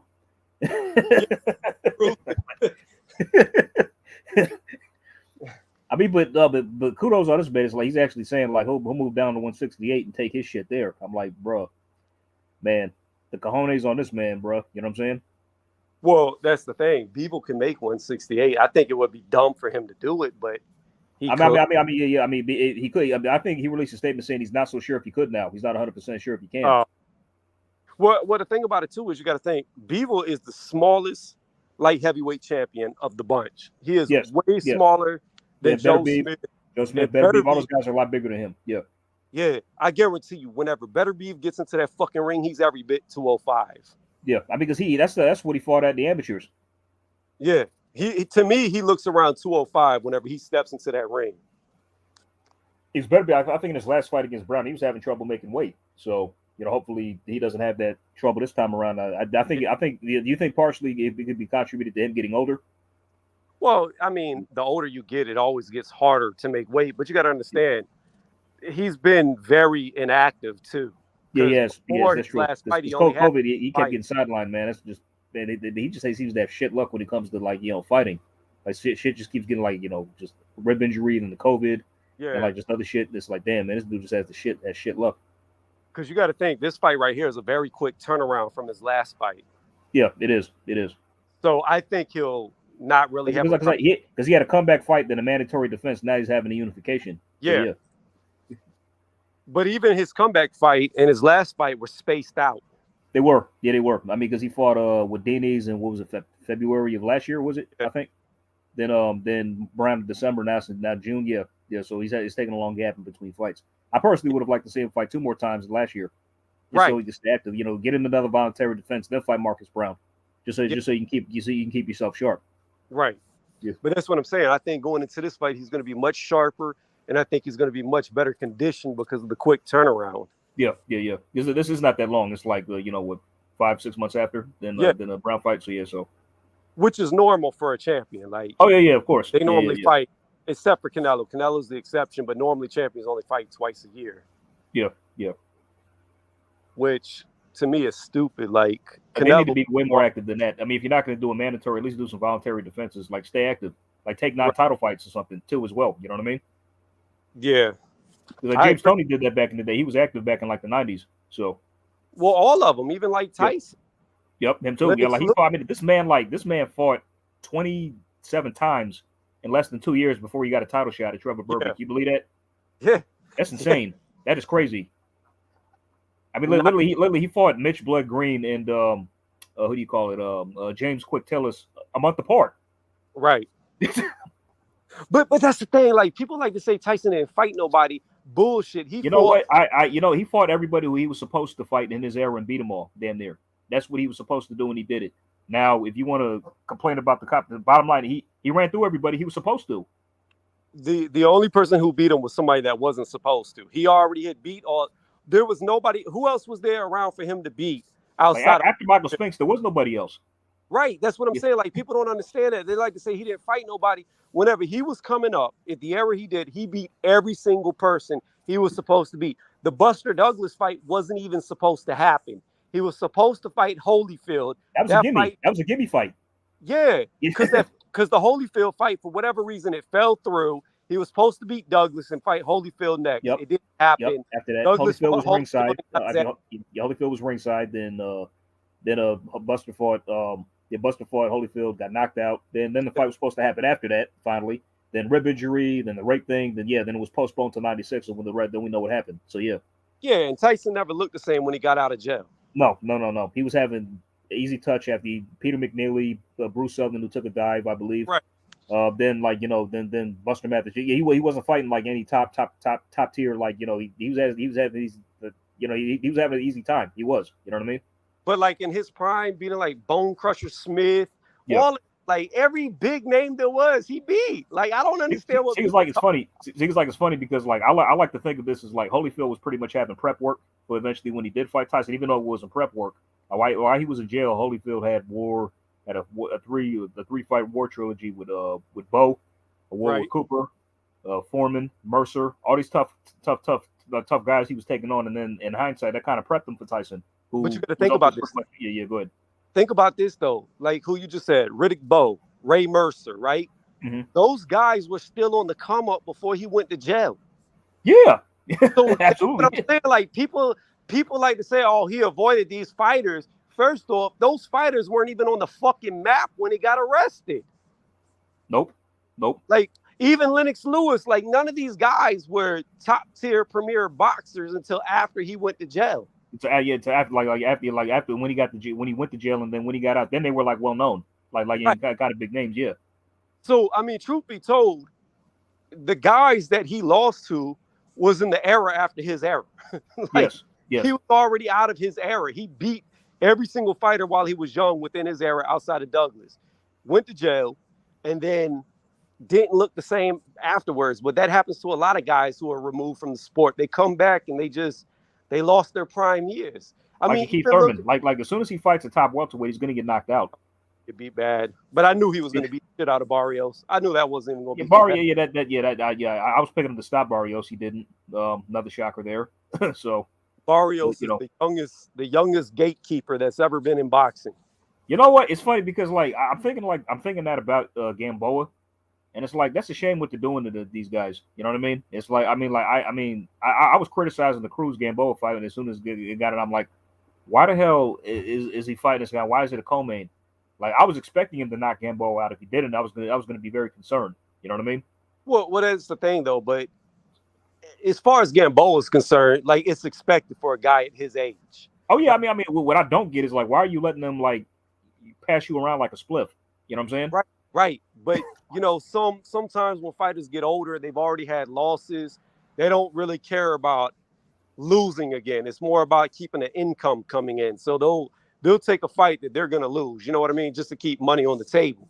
I mean, what's funny about the whole thing is like, okay, so like you knock out, okay, Isaac Cruz, you fight Gamboa, you knock him out. Great. What does that do for you? I mean, if you're trying to do a comparison with Gervonta Davis, guess what? You fought that guy and you lost to him on points. You know what I mean? So you know, I'm gonna be honest with you. I thought Tank lost that fight. I know. I've yet to see it again. I mean, I only saw it once and I didn't score it. I like to watch it again and score it just to find out. But I mean, I'm not disagreeing with you because that fight it did look very close. You know what I mean? It was. And not only close. You could give a credible argument to Isaac who because he was making Tank look bad in there, man. He really did. And the thing is I don't think Cruz is good. I think he's gonna lose to Ryan Garcia. I think he might get knocked out by Ryan Garcia. You know, I mean, like, see, that's why I want to see that fight because it's such an interesting style matchup. You know what I mean? I want to see how Ryan would deal with Isaac's pressure because Isaac's going to come forward and throw unless you give him a reason not to. You know what I mean? But the problem is that's exactly what Ryan Garcia wants. He wants you to come forward with pressure so he can hit you with that fucking left hook. That's what I'm saying. Now, Isaac is reckless. Like because in the Tank fight, I liked his performance, but in the Gamboa fight, he was sloppy with what he was doing. I mean, like it's reckless pressure. What he does. Right. And like being that he's so reckless, you can't do that with Ryan because he's going to time you with the left hook and land it. And the thing is, like if he does land it, does he go down? Does he get knocked out or does he get up? You know what I mean? So, well, but I'm also curious to see like how like Ryan would take one of Isaac's punches. You know what I'm saying? Because we all know he got dropped by Luke, who's not a big puncher by any stretch of the imagination. So, like, I mean, like, let's say, like, the hook he hit Gamboa with, how would Ryan take that shot? I don't believe that. Here's what I want you to do real fast for me. Entertain. Go look up Luke Campbell's record and look at how many knockouts he has. While people say he can't punch, I just want to make a point real fast. So do this for me. Look up his knockout ratio. Well, let me see. And then I'm going to start naming some people for you. And watch how this opinion's about to change. And again, look, I'm going to prove something. I'm still outside looking at the moon. So I'm not cheating. There's no computer in front of me. I mean, would you call Luke? I mean, he's not like a devastating knockout artist. Just look up the record. And we go. He is 66.67%. Okay. Is Keith Thurman a power puncher? I might even know. No, I'm not talking about today. I'm just saying in general in his career. No. You don't think he was a hard puncher, Keith Thurman? He was early on, but not now. So I'm not talking about today. I'm just saying in general. No. Okay. So what do you mean no? Before all the injuries, he wasn't a hard puncher. See, that's the thing. It's like, damn. You could say yes. I mean, honestly, this may surprise you. I've only seen like a few of his fights. If I'm being honest, pull up Keith Thurman. Pull up Keith Thurman. All right, hold on. Let me see. Let's see where he's at. Okay, let me hold on. Let's see. So you said 60 what percent? 66 for Luke. Let's see what Thurman's at. What all his fights? Hold on. Let's see. And then I'm gonna tell you somebody else to pull up that people like to say is a hard puncher, which I disagree with, but it's irrelevant because a lot of people say he is a hard puncher. Thurman, he's at 68%. 68. So yes. 66, 68%. And people argue that Thurman's a hard puncher. Okay, let's go to the next one. Look up Danny Garcia, who Thurman said was the hardest puncher that ever hit him in the shoulder. Go ahead. Wow. All right, let me see. He's got 53%. 53%. And Thurman said that's the hardest puncher he ever been hit by. So Luke Campbell has more knockouts. His ratio is better than Danny Garcia. Okay, look up Earl Spence.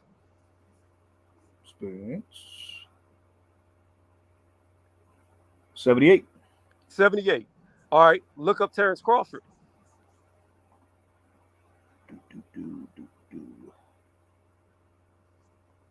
Oh shit, I know this is about to be high. Hold on.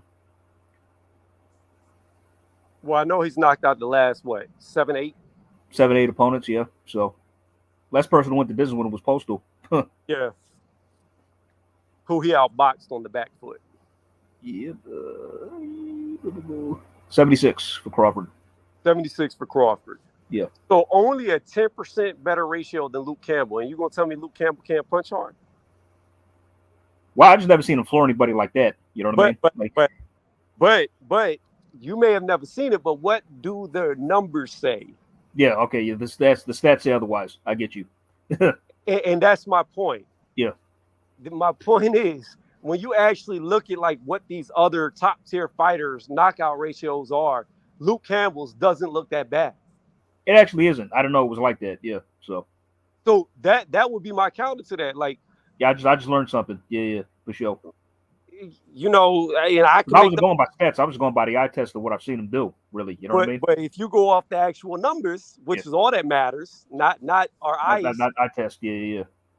but the actual factual amount of people he stopped, he's right up there with people who are considered power punchers. It's true. I mean, but And then again, I mean, like I'm not saying he is. I'm not saying he's a power puncher, but what I'm saying is, according to his ratio, he's stopping just as many people as who people consider power punchers. Yeah. I mean, I still would have liked. I mean, honestly, it's funny. He doesn't even have that many fights on his resume. I mean, I still would have liked see him get to 30 or whatever. But that's irrelevant. The stats say otherwise. Right. You're right. So yeah. But so again, and you got to understand what other people don't understand too is when Ryan fought Luke Campbell, that was a huge step up.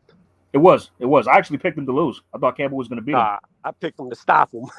Oh, you picked Ryan to stop Luke? Oh, hell yeah, that's on video. We got proof of that. I said he gonna knock him the fuck out. But hey, he did drop him, so it's like that's why I'm like, yep, see, there you go. I mean, but still, Right. but he took the shot well, he got up. You know what I mean? So yeah. That's what's important. Yeah. And this is the thing that I look at, and this is what I try to tell people. Ryan Garcia was dropped. Okay, he got up.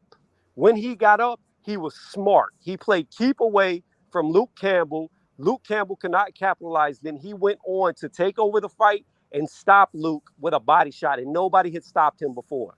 Yes.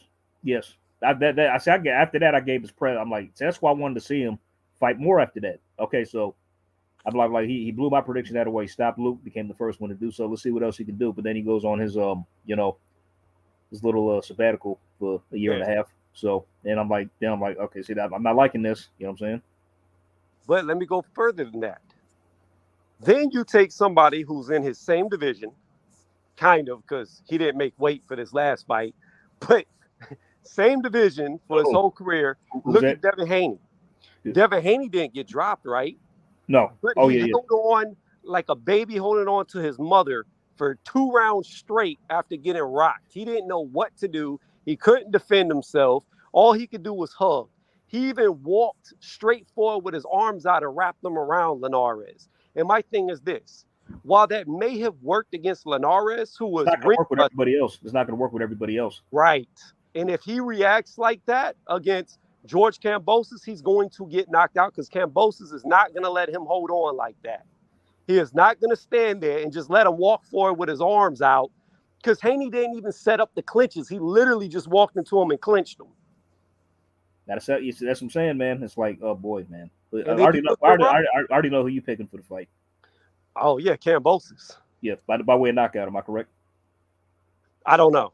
Yeah, I don't know if you knock him out. I mean, it's a big ask for Devin to actually just win that fight in general. You know what I'm saying? I mean, it's a big task because you're out there in his backyard. You know, and honestly, it's like I don't see.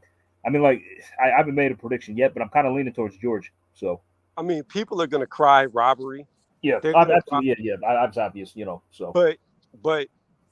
By the way, did you see the right quick? Did you see the Yoka Bacoli fight? No, I missed it. Oh Lord Jesus! Tony got his ass whooped. No, from start to fucking finish. I mean, you know he lost, right? You heard about that? Yeah, I knew he lost, but I didn't know he got whooped. It was bad. It was real bad. But I never thought he was good.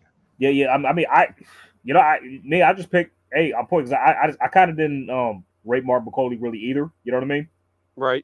I mean, but so based on that, I'm just like, okay, Tony should win this on points, big deal. But it just went downhill from the round 1, man. He gets dropped in the first round by Bacoli, and it's like Bacoli just made him look like he made him look like he wasn't shit. Like it's like what I'm like, bruh. But I mean, what I'm about to tell you is shocking. Like one of the judges actually scored that fight a draw. A fucking draw. France? In France, yes. Yeah, so Yoka had the favor. Of course, I mean, but that's bad. Like I mean, you could argue that he didn't even run around. You honestly, like, only you think you can give him a round. That's being generous. So I'm gonna go to this comment that Hawker put in. Hawker, I see you. Go ahead. Let me just respond to this real fast about Yoka. So to me, from what I believe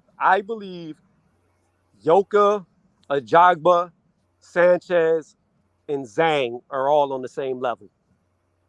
Who those heavyweights against him again? Yoka, Jagba, Yoka, Zhang. Zhang, Sanchez, and Ajagba. I Got think you. they're all pretty much the same tier of fighters. I think any one of them could beat any one of them, but I think they're all trash when they get up to the elites. Got you. Did they all get watched or stopped? Yeah, I mean, I don't like people are making a big deal about Frank Sanchez beating Ajagba, but again, I believe they're all the same cloth. Whenever Sanchez steps up, he's going to get mollywopped. Well, see, that's the thing. It's like he's content with moving around, but put him in front of a guy who's going to do nothing but throw punches at him and cut off the ring. You know what I mean? Then we're going to see what he could really do. Put Joe Joyce in there with him. Yeah, that's what I was saying. Like, yeah, put him in there with a Joe Joyce, see what happens. That's what I'd like to see. You know? I guarantee you he knocked Sanchez out. And let me see. He also said, I hear Holyfield's son. Oh, yeah, he did. That was sad. Got slept. That was sad. He got slept. I take that back. Holyfield's son's not a fighter. And I'm going to tell you why. But Go before ahead. I tell you why, I'm going to get into this. Most people are saying that Haney will wash Kambosos easily. They say Kambosos is a hype job. Here's my problem with that statement. You cannot be a hype job when you beat the man of the division. Teofimo Lopez was the man of the division. I know, Tony, he got him at the right time, though, you know? Get the fuck out of here. like, this motherfucker was doing backflips and he's talking about he can't breathe. Get the fuck out of here. I never seen somebody who couldn't breathe do backflips. I know, yeah, I was trolling, but that's just. I know you were. Yeah, that's some of his, you know, with some of his fanboys would probably say is, you know. So. But yet those same fanboys will argue with you if you say he caught Lomachenko at the right time. Yeah, same thing. There you go. I mean, Loma didn't throw for the first fucking 6 rounds. Right. And when he did let his hands go, he was beating the shit out of him. He couldn't miss. Teo didn't know what the fuck to do. He did, and that's what I brought up about the Kambosos. I'm like, the dude's got no defense. I've been saying this. It's a shame we never got that rematch, man. Because if we did, Loma would have killed that shit immediately. You know what I mean? Yeah, he would have jumped on him from round 1 because Loma knew he could beat him, and Teofimo Lopez knew. So Teo and his dad, they knew too as well. Yeah. They knew. I don't care what anybody says. They knew. They knew what time it was. That's why they didn't want that rematch. No, they didn't, and they're never going to get confident that they could beat him. They would have fought him again. You know what I mean? Because that's what I'm saying. It's like, okay, I beat this guy. See, B-Ball will fight Canelo again because he knows he could beat him fair. He could beat him easily. I believe Teo thought he was going to lose the Kambosos all along, and that's why he delayed the fight 20 different times. Well, I think it was greed that took over for the most part. I mean, just this guy, he might need help. He might need to talk to somebody, because just the shit he's been coming out with. Like, I don't know if you heard, man. Like he said that the zone, it was a scheme from the zone. Yeah. I'm like, what? Okay, as I'm saying, like, okay, what's wrong with that? The zone had a scheme to like rob him. So after this fight, they don't retain you guys. You go back to your promotional outfits. You know what I mean? Did you see Eddie Hearn was over there eye fucking him? He wanted Teo to sign to him so bad. There's no way. There's no way. Like he loved Teo. Like in everything that you saw, he was pulling for Teo to win that fight because he wanted to sign him. And then Teo got his ass whooped. Then it's like, okay, well, back to top rank for you. You go. You know what I'm saying? I mean, but it's not like he had like a multi-fight deal with him anyway. Right. That was just a one-off. I mean, but then like this guy says like, oh, the zone try to rise. Like, bruh, just man, I'm like, he needs to stop hanging out with his dad. Like seriously. So let's go to this comment about Evan. Oh yeah. You saying like, yeah, explain why he's not a fighter. Go ahead. Yeah. So here's what I saw in that fight. Okay. Mm-hmm. Which one? The one he lost? Yeah, he did not get knocked out. He got floored, right? When he got floored, he sat up. He sat on his butt. When he sat on his butt, he started rubbing his nose and didn't want to get up. Now, here's my thing. Anybody can look good when they're beating people, okay? Anybody can appear to be a fighter when they're winning. It's not about how you look when you're doing good. It's about how you look when you're doing bad. And this is the thing about it. When he got hit, caught, and hurt, you could tell. If you watch it back, he did not want to continue. And that's something that you cannot put in somebody.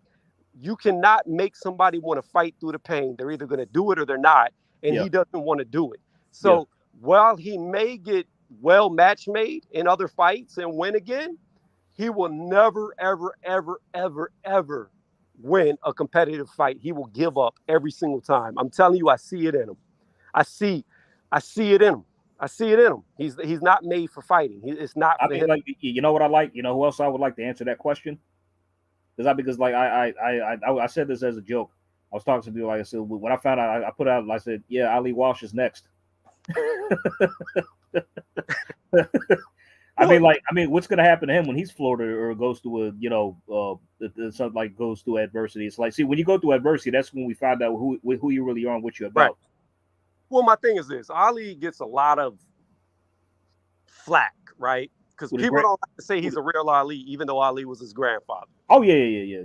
So my thing is this: I give him, not because I'm soft on him because of Muhammad Ali. I give him the benefit of the doubt only because I know he had no amateur record.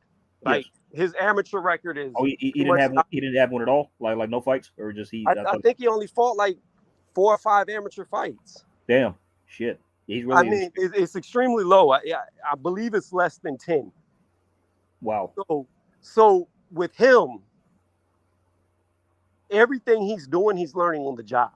Oh yeah, of course. I mean, honestly, like I thought he didn't win one of his last fights. If I'm being honest, like he fought a guy, I think he got a draw at best. So. Right, but it's to be expected. Like, yeah. The thing about it is, it's just like people wanting Jake Paul to fight real boxers who they consider real boxers, right?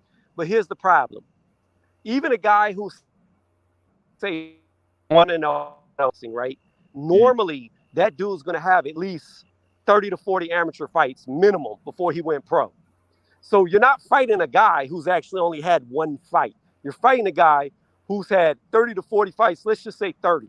Okay, you could say this. Amateur fights aren't the same, but you could pretty much say that fighting that many amateur fights is equivalent to fighting like 15 real fights. Cut it in half. That's the type of experience you're getting from them amateur fights. So you're already getting in there with a guy who may only have one professional fight, but he's got a deep amateur background, which adds up to experience. It gives them different looks. They've been in there with different people. Although they're only 3-round fights, still, you experience a lot in the amateurs. You learn a lot. There's years that you put in for those amateur fights. Jake, he had one amateur fight and went pro. And in that one amateur fight and going pro, he's fought 2 ex-world champions, elite basketball player. Like, the guys that he's fighting are much higher tier than what guys would be fighting in the amateurs. There's not an amateur boxer who would have ever fought a guy like Tyron Woodley in his second amateur fight, third or fourth amateur fight.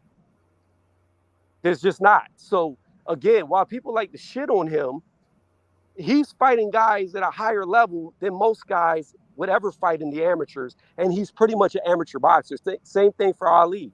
Like, people are that's what I was saying, because that's why like when Eddie Hearn, like him and Eddie Hearn had to face off. It's like he got offended when Eddie Hearn said, "You're not fighting boxers." Right. You know what I mean? I mean, they said, but UFC said something about over time. He's a 5-time, but he's not a boxer, Jake. He's not a boxer, which I completely agree with. It's like, but these guys, they don't box. You know what I mean? But let me ask you this. Yo. Name one amateur fighter that you know or you've heard of with only 3 amateur fights that could beat Tyron Woodley in a boxing match. Sorry, you make a fair point. That's what that's him. He's that amateur fighter. Okay, I got to think of it like that. Okay, because I think he had 4 fights before he got in Woodley, or Woodley was his 4th fight. Oh yeah, it's his 4th or 5th. Yeah. So he had 1 amateur. Let me see, Gibb, Nate Robinson, Ben Askren. Then then he fought Woodley twice. So yeah. Okay, so he fought Gibb. He fought an amateur fight against a dude that he knocked out. Then his first pro fight was Gibb. Oh yeah, right. I forgot about that. So yes, the Abby fight, he fought an amateur fight first. He won that by knocking. Then his first pro fight was Gibb. Then after that was Nate Robinson. Yeah, then he fought Nate. Then he fought Askren. So Woodley was his 5th fight. Yeah, his 5th fight, his 4th professional fight. Yeah, but his 5th fight. So name one amateur boxer who has ever fought a guy like Tyron Woodley in his 5th amateur fight. Nobody. There's nobody. That's what I'm saying. Like, people shit on this man so hard, but he's fighting guys well beyond what anybody in the amateurs would be fighting, regardless if they're boxers or not. Yeah, but it's like you know, I agree with you. I'm not disagreeing at all.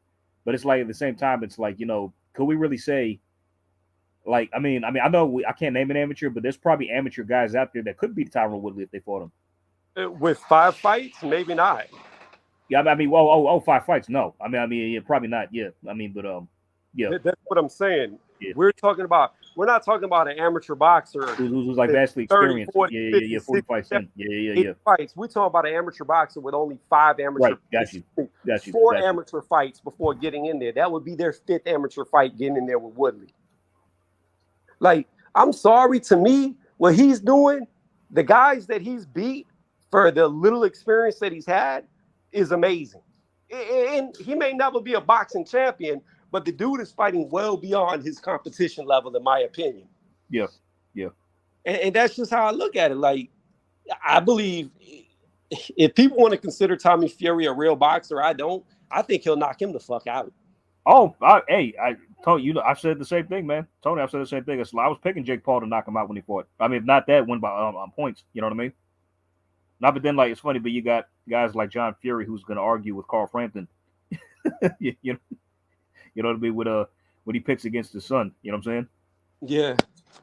Well, and that's just the definition of delusion right there. And it's kind of sad. Yeah. You asked me something? Or no, I was gonna say, did you hear this? Haney missed the promotion. Yeah, I heard. Wow. That's what the hell is that all about? Ain't he supposed to be? Why isn't he? Is he not there yet? I don't know. That's I know at the beginning of this month he was still in because he went to the Shakur Valdez fight. I think he was doing like Ramadan or something like that. But it's like, dude, he needs to go to Australia, man, and set up camp over there and start preparing. Well, why is he not going over there? I have no idea. Like, this ain't a good look. I don't like this. You know what I'm saying? If he ain't over there yet, I don't know what's going on. I mean, let me ask you this, because I know he's with Snack. Is it that? Yeah. Test him? Is there testing? There should be for this fight. See, it's like with this whole drug shit, I don't really follow that, man. I mean, like, if you do, that's cool, but it's like I'm not really. I mean, I know he's with Snack and he had photos with Bud, because Bud is too. But it's like, you know, I really don't follow the testing much, if I'm being honest, because like I think they all on some shit. I mean, they could be. They probably are. They probably are. I don't think there's anybody clean, not truly clean. Yeah, you know. So Canelo is good. He's good for the good. Is everybody, probably everybody else. It was Canelo's team. Probably, who knows, man? Probably spent the PBC guy. Who knows? He said Jake Paul greater than Canelo Alvarez. Yeah, that's a good one. That's funny. So I'm gonna tell you this though. If Bivol was hurting Canelo, if Jake Paul landed cleanly, he may be able to drop him. Oh, I don't deny that. Yeah. I mean, I'm not saying he could beat Canelo. I'm saying that just see, the thing about Jake that annoys me is just what he does outside the ring, just the stuff he says. I mean, because after Bivol lost, right, he took that as an opportunity to shade Eddie Hearn. It's like, oh, Eddie sucked my dick, better this and that. I'm like, hey, Jake, shut up. Like for like you'll fight Canelo in 3 years. Bottom line, like, criticize Canelo if you want. Like, I don't care if it's 3, 5, or 10 years. He still beats your ass if you get in the ring with him. You know what I mean? I don't know. Tony, don't do this. Look, I'm just gonna have to be honest. Like, I would definitely favor Canelo, right? But you give Jake 3 to 4 years of experience, and if he stays actively fighting, this still comes down to the fact of, we just saw what Canelo's threshold is. Bivol, the softest puncher in light heavyweight, was hurting him. What happens if he gets hit by a guy who's going to be over 200 pounds by the time he gets into the ring that has knockout power?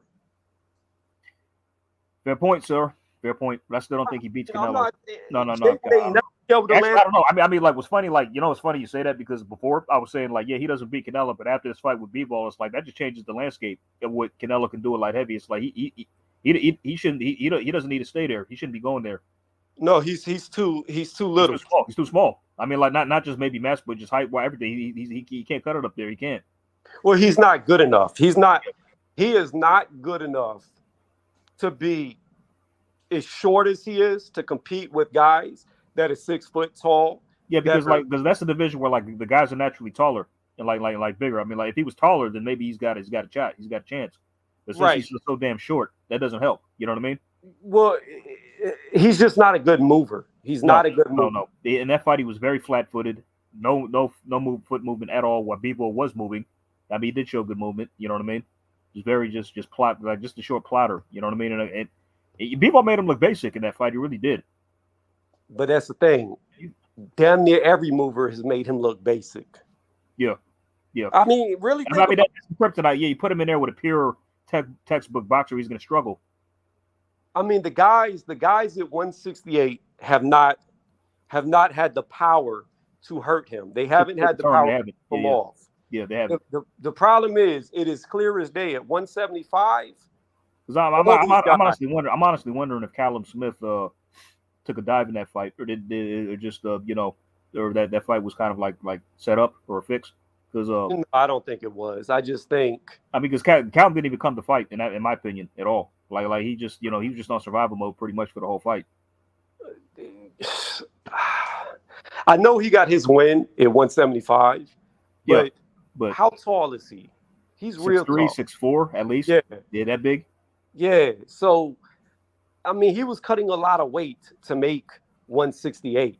So it could have been that a lot of his power was stifled because he was cutting so much weight. And I thought about that myself, but if that's the case, he shouldn't have taken the fight. Well, he should have, because it was for a title. Well, like it's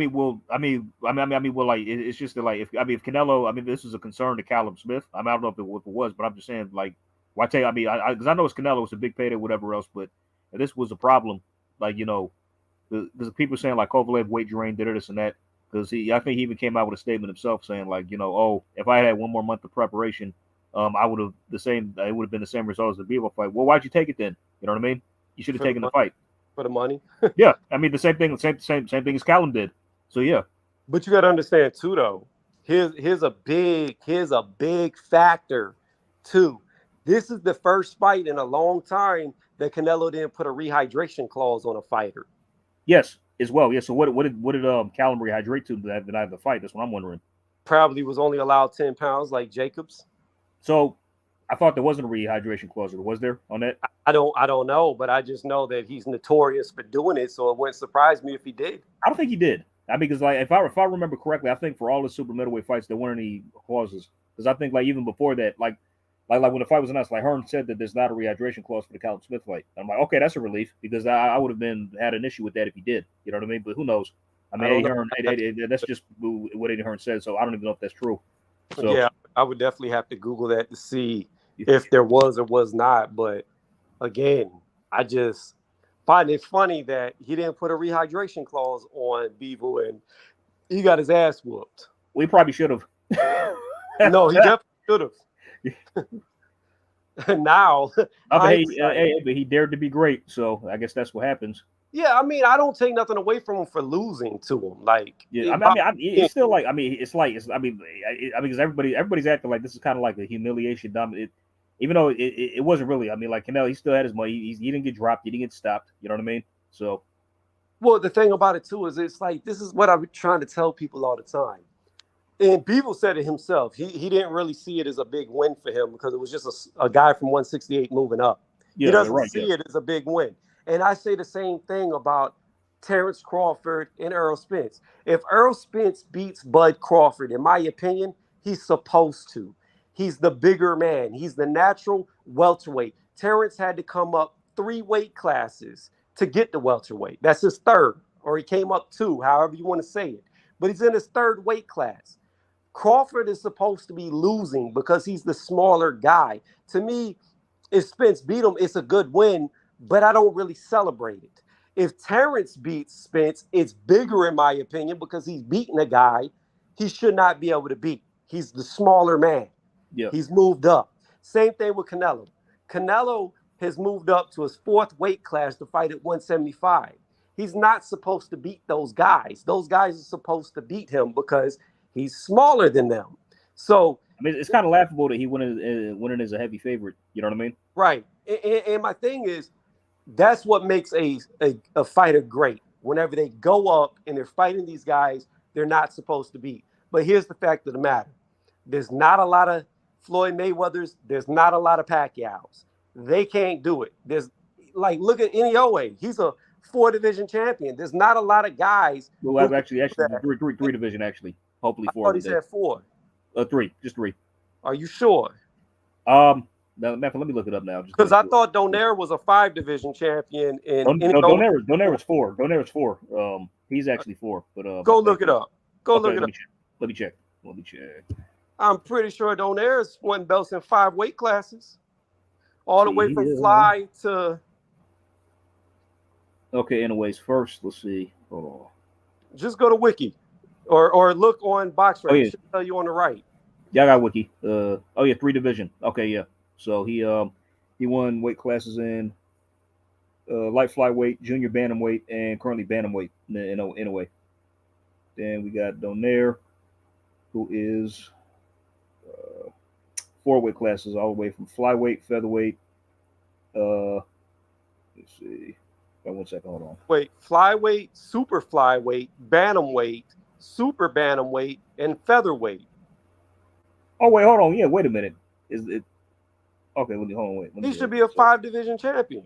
Yeah, okay. So he's got flyweight. So then super fly, bantam, super bantam, and feather. Because I'm looking at the record here, it says he's got an interim. He won an interim super flyweight title, Donaire. Then he went up to bantam, won the belt there. Then super bantam, then super feather. No, wait, the featherweight. Yeah. He won a featherweight, right? Yeah. Let me see. Where's that at? If he won, what fight was that? Did he? I just need to know if he won a featherweight, because if he did, that's 5 divisions. Feather. Okay, yeah. So he's a 5-division champion. Yeah, I mean, but it says like one of the belts he won was an interim belt. Does that count? Or are you sure? The super flyweight, yeah. I'm looking at it now. Yeah. He didn't have a real strap. It's super fly. No, he didn't. It was just an interim belt. Are you looking at his entire record? I am, yeah. Okay, so his 23rd fight, he fought a guy named Rafael Concepcion. He won the vacant WBA interim super flyweight title. Then he defended it a couple times.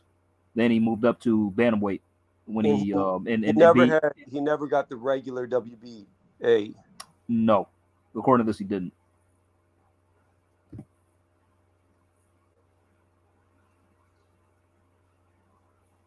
I could have sworn.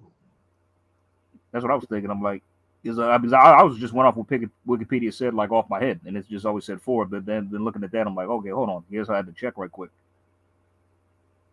So his interim title was never turned into the real title? No.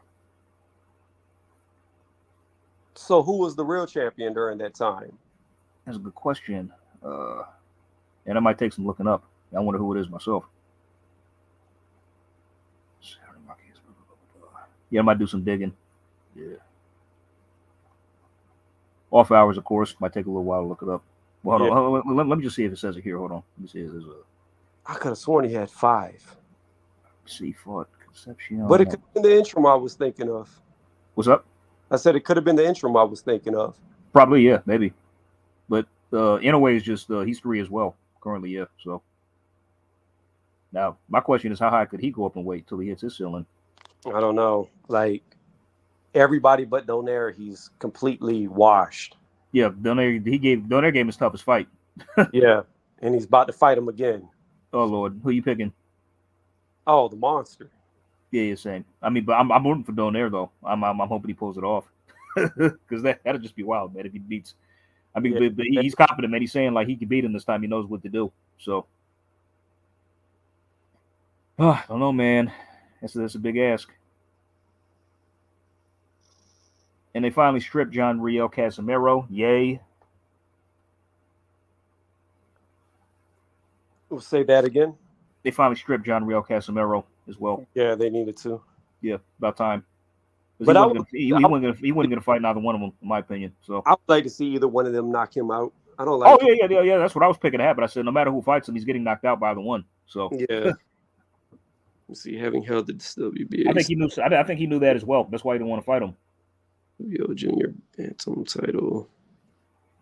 By the time, I'll be right back. All right. Uh-huh. Give me a second. They say, who did NAOA duck? That's my question.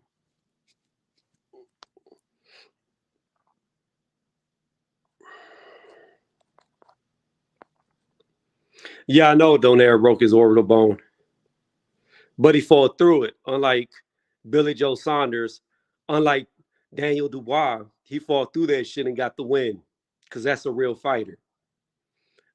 Like I said,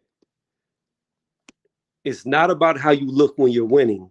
It's about how you look when you're not winning. Can you overcome that? Despite the odds, can you overturn that defeat that should happen? If you can, or if you don't give up and you still lose, you're a real fighter. But if you give up, you're not a real fighter. I'm telling you, people only show their true colors when they're backed into a corner, and they have to. It's easy being the bully, but what happens when the bully is bullied? Is he really the alpha? Or is he just a big kid picking on little kids until he meets another big kid? That's the thing about it.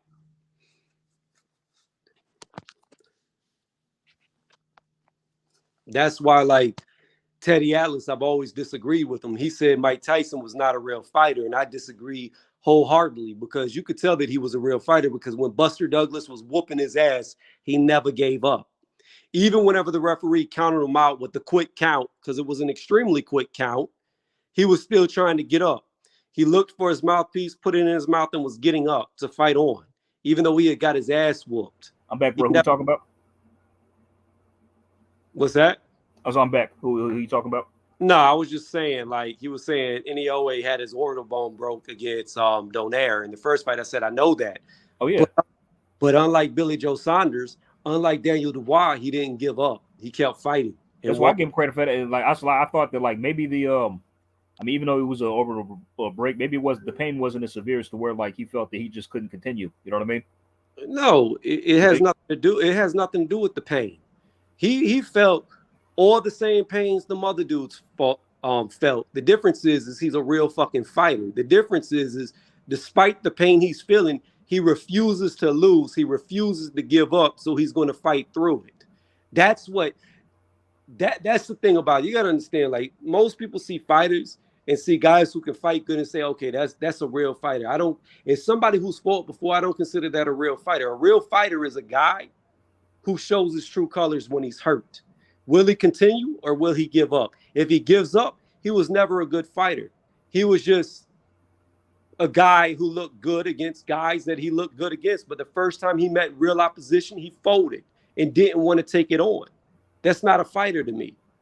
That's what I think. Yeah, I'm in complete agreement. Could have said it better myself. I mean, because, like, I was just thinking, like, there's orbital breaks, right? Right. That just caught, like, a theory in mind because, like, people were making these comparisons as to when, like, you know, Daniel got his broken, Billy got his broken. Oh no, okay. If you compare those all three, like, are there different levels of pain, or do you think, like, it's all the same? Like, I mean, it's just like more, like, one is more severe than the other. I mean, there are orbital breaks, but, like, you know what I mean? I agree with what you just said, like how, you know, in a way is a fighter. That's why he chose to continue because he's a real fighter. And, you know, those guys chose to quit. You know what I mean? I mean, it's just my question, like level 1 to level 5, 10, something like that. Yeah. I'm going to tell you this. Whether the pain was just as bad, worse, or somewhere in between, it's irrelevant. Because Deontay Wilder had his water spike. He got hit in the head by egg weights to the point to where it put a dent in his skull. And he had an autopsy report done after the fight, and he never gave up. He had a glove. He had a glove that was flapping. Tyson Fury was practically floating off the ring. He was flapping so much with the glove, and Deontay Wilder kept fighting, never gave up. That's a real fight. See, here's the thing, AJ. Okay, let's say me and you get into a fight, and I beat the shit out of you, right? Mm-hmm. But while I'm beating the shit out of you, until your lights are put out, you keep fighting me, and you never give up, right? Yeah, it's like you could drop me like 15 to 20 times, right, but I get up and I keep fighting back. Because you refuse to lose until your body can't continue. You know what I mean? Like, eventually, everybody has their breaking point. Yep. Let's say that happens, okay? Now, let's flip it. Let's say I fight Hawker, right? And the first time that he catches me hard, I just give up, okay? You're still more of a fighter than me, than I am versus you, because while I may have beat you, you never gave up. Because when I fought you, it was easy. But when I fought the same struggle that you fought, I folded like a deck of cards. Boom. That's what I I look think at. it's honestly like, you know what's scary? It's like, okay, like this dude fought through an orbital break and won the fight. You know what Yeah, I mean? yeah, That's gonna be that's gonna be a hard man to beat. yeah. It really is. Like you know what I'm saying? That's my definition of a real fighter. You don't even have to be good, in my opinion. It's the fact of, will you fight against all odds or will you fold? You can never really tell somebody's spirit until they have that fight. They can appear to be a real fighter because it comes easy, but the minute it gets hard, do they still have the same energy? See the thing about see why rate Jermell Charlo above Jermall? Like, one, he's unifying, right? Yeah, He's now undisputed, and he's knocking out champions to get yeah, his belts. You know what I'm saying? yeah. Whereas, what the fuck is Jermall doing? But think about this though. Let's even take it even further with what I'm saying. Yeah. He fought a fight where some people said Castano beat him. Yes. Okay. He didn't have to go for the rematch. He didn't have to go for undisputed. He could have taken on the mandatory. He could have said, fuck it. I'm unified. I'm going to stay unified. I'm not going to do it. I had a hard fight and I'm calling it a day, right? But what did he do?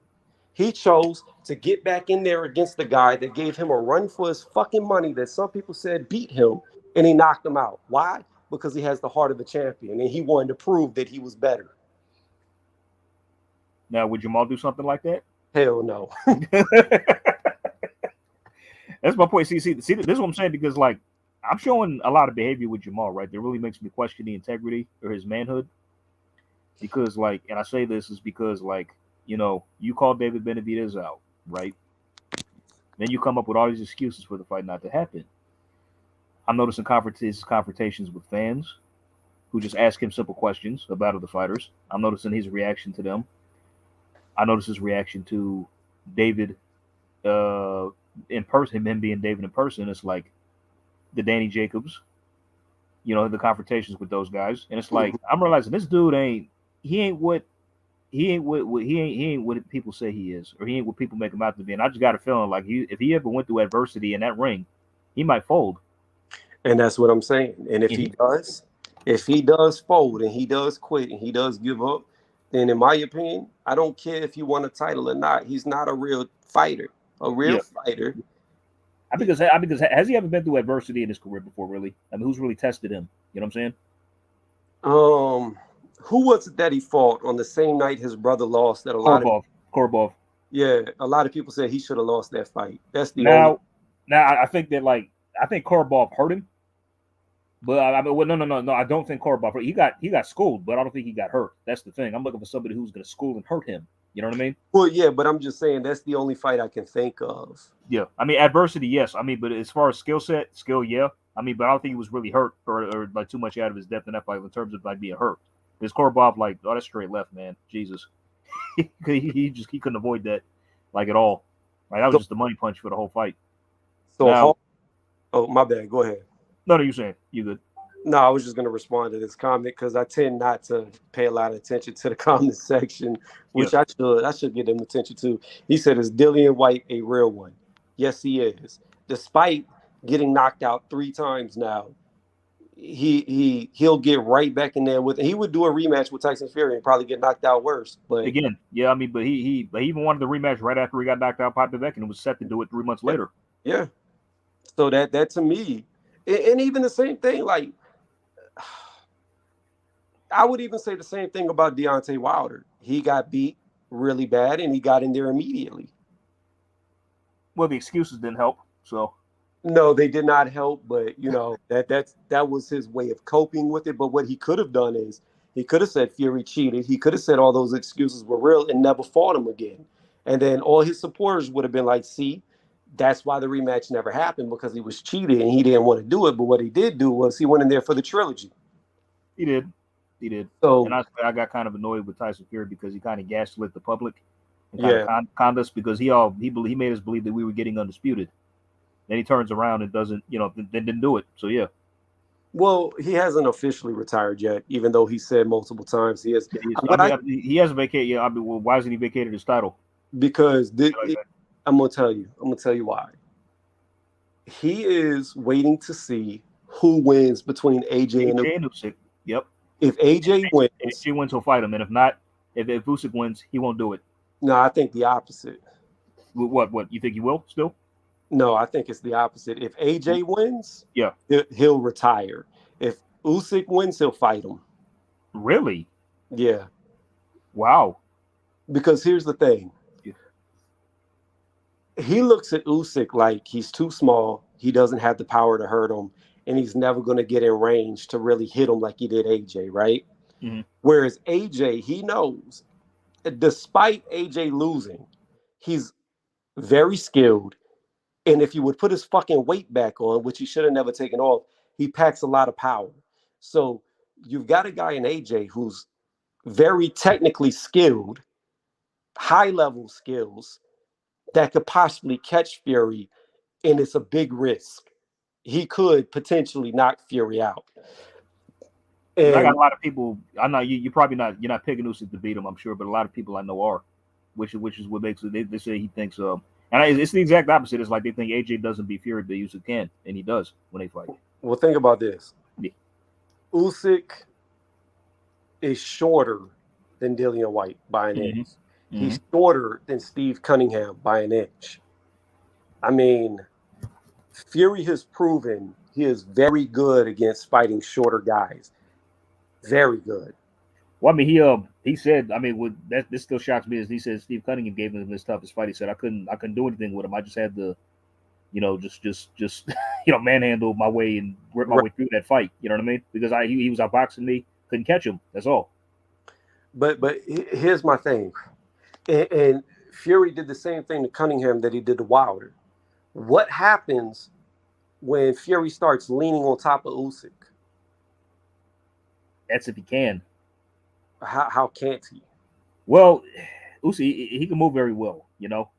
Yeah, but Fury moves just as well, except bigger. If not better, yeah. That's what. Oh man, so that's why it's just a fascinating just matchup. It really is. It makes you really think. I mean, But I mean, look at it like this. If you want to compare, like, look at how Cunningham was built at heavyweight, right? Yeah. And look at how Usyk's built at heavyweight. It is clear as day that Steve Cunningham is more than likely a much stronger guy at heavyweight than Usyk is. And look at how beat up Usyk's face was against AJ. Yep.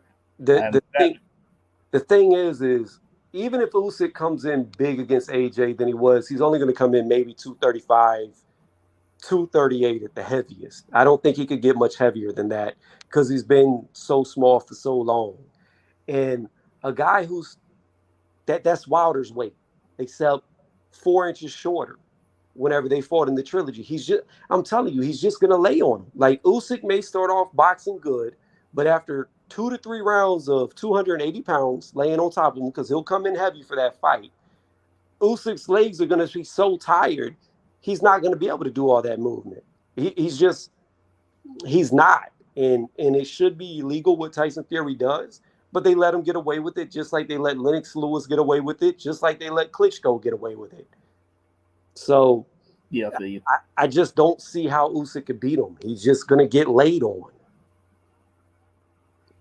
You're right, because he may fade down the stretch from moving so much, but he did move. Well, yeah, because God, I don't know what AJ was thinking. It's like you would think a fighter would have the decent sense to know what to do if something isn't working in a fight. You know what I mean?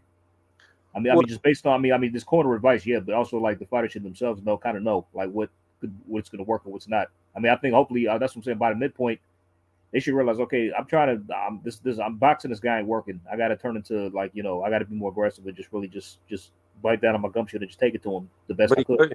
He couldn't. Yeah. I know technically that's not how he fights. But it's still because now it's funny because he released a statement saying the game plan is going to be to go for the knockout in the second fight. I'm like, why wasn't that the game plan in the first fight? But listen to me, AJ. It sounds good, and AJ has done that to people in the past. But I'm telling you, if he would have went guns blazing against Usyk, he would have got knocked out. He would have, because he couldn't. He couldn't do that. He couldn't bully him. And I said it. I said this on Lady Chan's channel a long time back, and I've said it several times on mine and on other panels. Ever since I saw AJ fight Ruiz in the second fight, I have seen a reduction in power. I saw him having an issue with power when he fought Ruiz in the second fight. He had a guy that he had trapped in the center of the ring that couldn't hit him, and he couldn't knock the sweat off his head. When he fought Pulev, Same thing. He could have finished that fight early, I thought. he couldn't knock Pulev out. He hit Pulev with 7 uppercuts in a row, and Pulev kept coming. So while he did start Pulev down the stretch, Pulev wasn't a spring chicken. He was older. No, But he my wasn't. point Yeah. is, if the 250 plus pound AJ would have hit Pulev with them same uppercuts, Pulev would have been knocked out. There's no way he would have taken 7 of them uppercuts. Then AJ gets in there with Usyk, and he cannot hurt him. The thing is to me, and I've always said this, Deontay Wilder is a natural puncher. It doesn't matter if he's 210 pounds or he's 230 pounds. He's going to crack if he hits you. Now, Yes. Is he the hardest puncher ever? No. Doubt. But is he a hard puncher? Yes, he's a hard puncher. How hard, I don't know. But what I do know is he's a natural puncher regardless what he weighs. He can I mean, to me, the eye test for me is like if you could like knock a guy down and he starts twitching on the canvas, that's a sign that guy could punch. That's the eye test for me, and he's done that. And like, and Nonito Donaires done that. Like, okay, these guys could punch it. They could do that to guys. Like they can knock them down and then they start twitching on the canvas. Right. Like they're going through a seizure or just some sort of extra. Yeah. So that's a sign that okay, these guys can punch for sure. Right. But my point is, Deontay Wilder doesn't need size. He doesn't need muscles to hit hard. He's got fat twitch and a lot of tendon strength. So he's highly explosive. Okay. This is why I didn't get him like putting on weight for those rematches. Like you don't need to do that. He know what I mean? He had to. You think so? Yeah, because when Fury implemented all that leaning shit, he was too small. Like, in my opinion, a 280-pound Fury fighting a Deontay Wilder who's only 205, 210, he would have wore him out even quicker because he wouldn't have had the mass to hold him up. That's the issue. The issue is if Fury's allowed to do what he does, which he is, lean on these guys, you've got to have some type of weight behind your ass, or eventually holding up all that body weight is going to wear you out. Which is why I gave Dillian White a shot, because I figured Dillian White's big enough, strong enough that Fury wouldn't be able to do his number one tactic. But what I was getting to, the point is this. Anthony Joshua is not a Deontay Wilder. He's not a natural puncher. Yes, he can punch, but he needs the strength. He needs the weight. He needs the size. If you take that from him, he doesn't look the same. And it's been reflected in his fights. Like, he's just not hitting the same. So, I think he's still dealing with the aftermath of the Ruiz defeat. I think it's the weight. I think it's the weight? I think it's always been the weight. He needs the weight. He needs it. Like, let me ask you this, okay? AJ is a tank, okay? Mm-hmm. What good is a tank if you take the armor off of it? It ain't. There it is. Yeah. That's what they did. They stripped him of his armor. Because you said something like on a past live that kind of like that's what I'm saying. Like you said like AJ kind of doesn't know who he is or what he wants to be at this stage in his career. He doesn't. Yeah. And he listens to too many people. He tries to be something he's not. And that's even more of an issue when you try to conform to something that you're not. Like, a sheep will never be a wolf. No matter if you raise a sheep around wolves, and no matter how much it believes it is, how much it acts like a wolf, the minute that sheep fights a wolf, it's going to get eaten. Mm-hmm. You can't be something you aren't. But if a sheep was raised around sheep, then when that wolf came, it would be good at evasion, and the wolf might not be able to eat it. You have to know what you are what you're good at, what you're not good at. You try to improve what you're bad at, but you make sure you excel at what you're good at. You don't go away from what you're good at. And what he was good at was being the big, strong fighter that came into you and beat you up and broke you down with shots. He's not. I don't give a fuck what people say. He's not agile. He's not fast. He's not elusive. He's just. It doesn't matter if he was 210 pounds. He's still going to be slow. You can't make somebody slow fast. It just doesn't work. So pulling weight off of him does absolutely nothing for him. Yeah. That's just my opinion. That's my opinion. And I figure if he comes back in at 240, he'll get beat up the same, if not worse. Who you favoring in the rematch? It's down to AJ's weight. If he comes in 250, if he's been hitting the weights, if he's been getting his strength back, I favor AJ heavily. But if he comes in around 237, 240 again, I'm like, oh yeah, it's going to be the same thing again, probably. Yeah. Because he's not going to get in the pocket at 230, 240 and outbox Usyk. His only option is to run him over, and he's got to be bigger than him to run him over. Usyk came in at 230. AJ would weighed in at 240, but he had on a bunch of clothes, so he's probably like 237. So you talk about 7 pounds difference. You're not going to run somebody over if you're only difference by 7 pounds. It's not. You're not big enough. And when is that match going to take place, man? I'm hearing late July. That's what I'm hearing. I don't know. The only thing is, too, in AJ's favor is I don't know how much training Usyk's been able to do for the fight. That's the thing, yeah, because he's been. I think he said he was coming back. I don't know, maybe a month or two ago or something to start training for the rematch. Right. But he's been a lot of dead time. Yeah. It's probably a lot more dead time than he's ever had his entire career. Mm-hmm. Mm-hmm. So. And plus, like he's 35 now, man. You know. Yeah. I didn't realize he was that old. That's crazy. Yeah, he is. But I'm gonna tell you this: if Usyk beats AJ again and can beat Tyson Fury, if Fury fights him, Usyk's the greatest cruiserweight that ever fought. Period. Yeah, I'd agree with that. Like, he's better than Holyfield to me, in my opinion. Because I think in the documentary, Holyfield said if he had stayed at undefeated at a cruiserweight, he probably would have retired undefeated. Yeah, but you talking about Holyfield would have retired undefeated? That's what he was saying in one of his documentaries. Yeah. Yeah, but here's the thing: so would Usyk. Oh yeah, no doubt about that.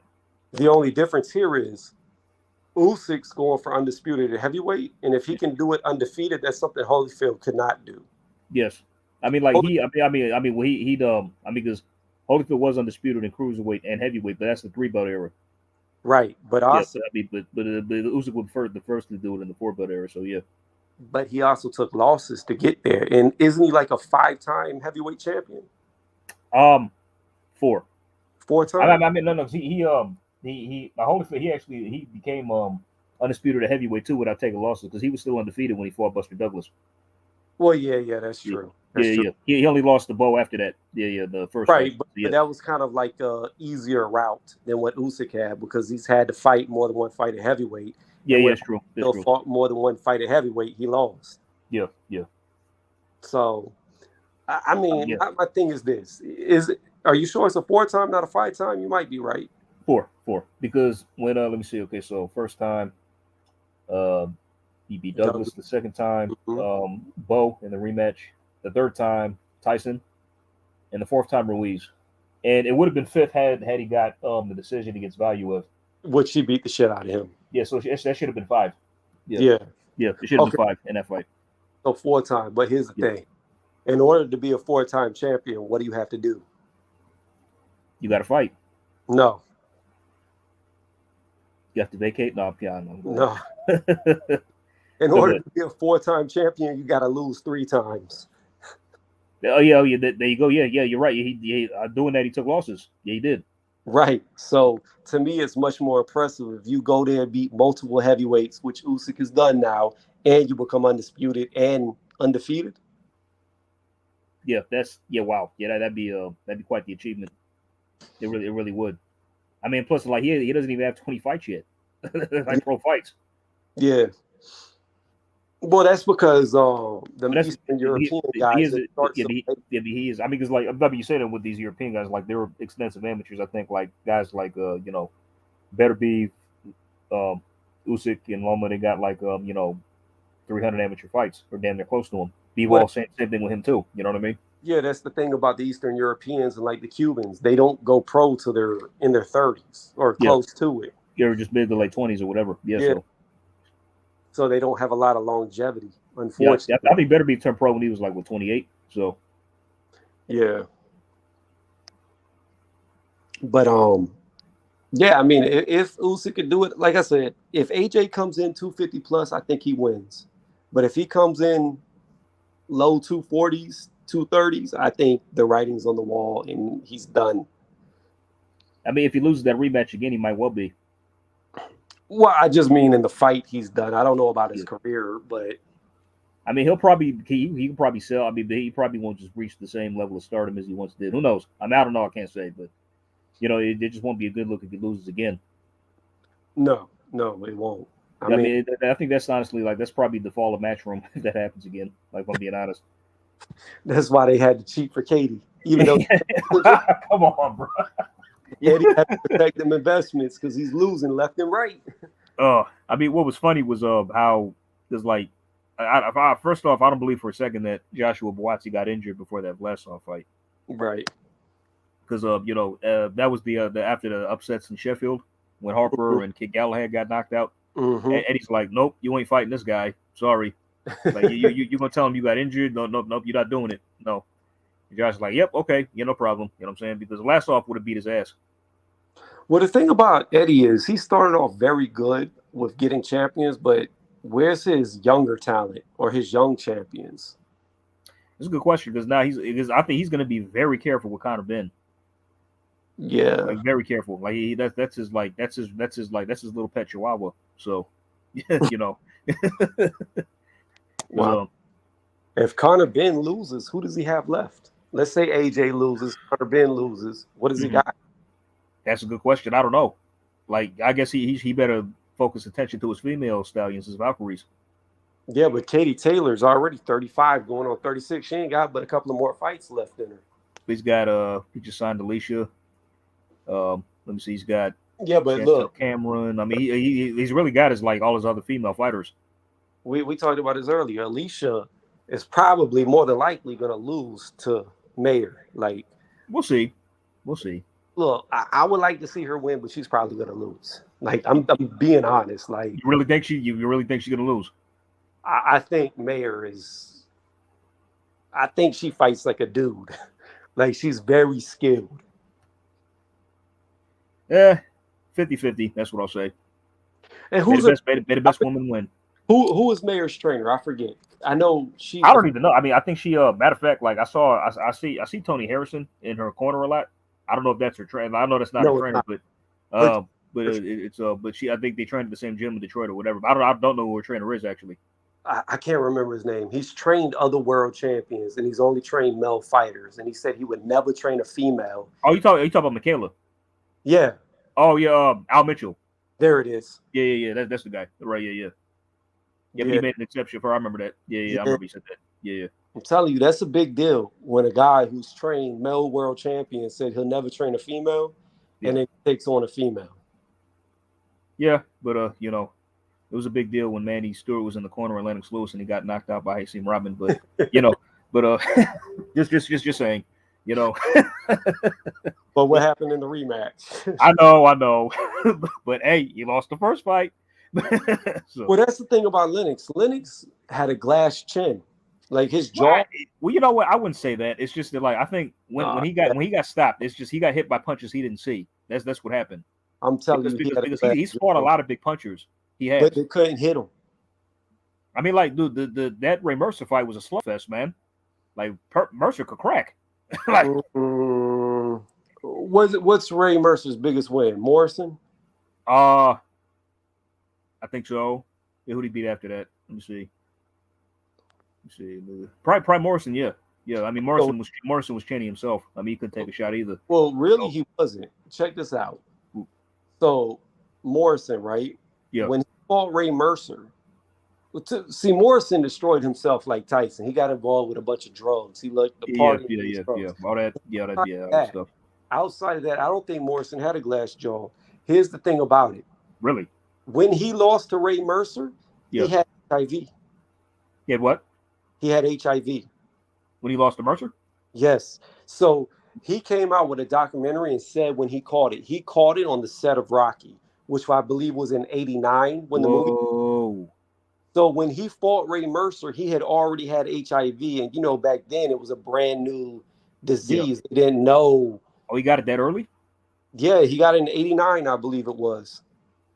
Look up when Rocky was came out. Okay, about 1990. So he caught it in '89. Wow. They make the movie before it comes out. So he Oh, he yeah, was, yeah, yeah, yeah, yeah, yeah. he I was mean, on the set. I remember that because it came out the year my brother was born. So, Yeah, he was on the set in '89. It came out in '90, and I think he lost to Mercer in '91. yeah, it was relatively early, yeah. If not that, it was definitely 92. It was early 90s he did, yeah, had that fight Yeah, lost. so he had already had HIV. Although So somebody posted the highlights of this Katie Taylor fight when the man is piecing up Katie, it's like no clinch game at all, like just slugging. You know what I mean? I'm like, but I'm yelling at the team. God's sakes, will you grab her? You know what I mean? mhm. Just do something like just click, grab her, just hold her tight. You know what I mean? Let the ref break you up. You know what I'm saying? You need to recover because if you don't, you about to get put on your ass.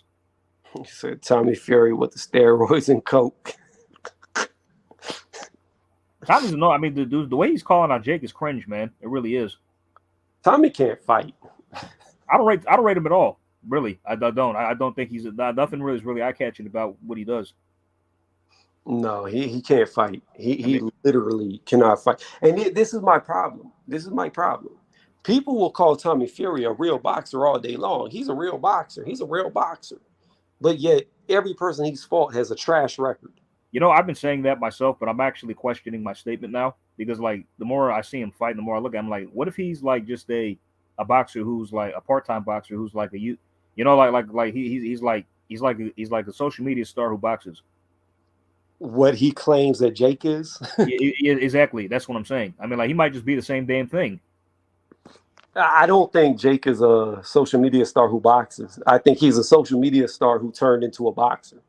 Yeah, I mean, with Tommy, it's like, yeah, I think I mean, because like, and it's not helping when your dad is making excuses for you and arguing with pro boxers who just voice their opinion. That's not a good look either. But you got to understand too. You have to be a fighter to be able to fight. You got to have some type of natural ability. You know what I mean? Like I don't. I'm telling you that now. I mean, I box and hit the bag, but I'm not a fighter. I mean, honestly, if I was in a real fight, I'd probably get my ass whooped. I mean, like if I mean, like I hit the heavy bag stuff like that, I could beat probably your average guy on the street in a street fight if I were to box him. But like if I was going in with like an amateur or just something, I'd get cleaned out. You know what I mean? Never dox yourself, my dude. Never dox yourself. No, I mean, when's the last time you put on the gloves? And fought somebody? Yeah, or just hit the heavy bag, just did something. You know what I mean? Because like I say this because like I had my trainer tape me today going in on the bag. I look terrible, awful, and I'm thinking I'm looking good this whole time. You know what I mean? It's like, okay, it's gonna take a while for me to look at least somewhat adequate. You know what I'm saying? So let's see. I fought from 17 to 21. Then I stopped. I came back at 26, did a couple of amateur fights to 27, and then I stopped. So 27 was the last time I fought, and I'm coming up on 32. So there you go. 5 years. 5 years for sure. I mean, but if you were to put back on the gloves, you probably retain your form. You know what I mean? Because like my dad was always telling me this, because he used to box back in the day. It's like despite him being like in his early, when he's 60, like when I see him throw, he still looks decent, even though he hasn't fought in like 30 years. You know what I mean? So I'm gonna be honest with you. I'm gonna tell you the truth. Bring it to me. I think somebody like me who fought a lot before I fought professionally, did a lot of stuff I wasn't supposed to do and fought a lot of weekends.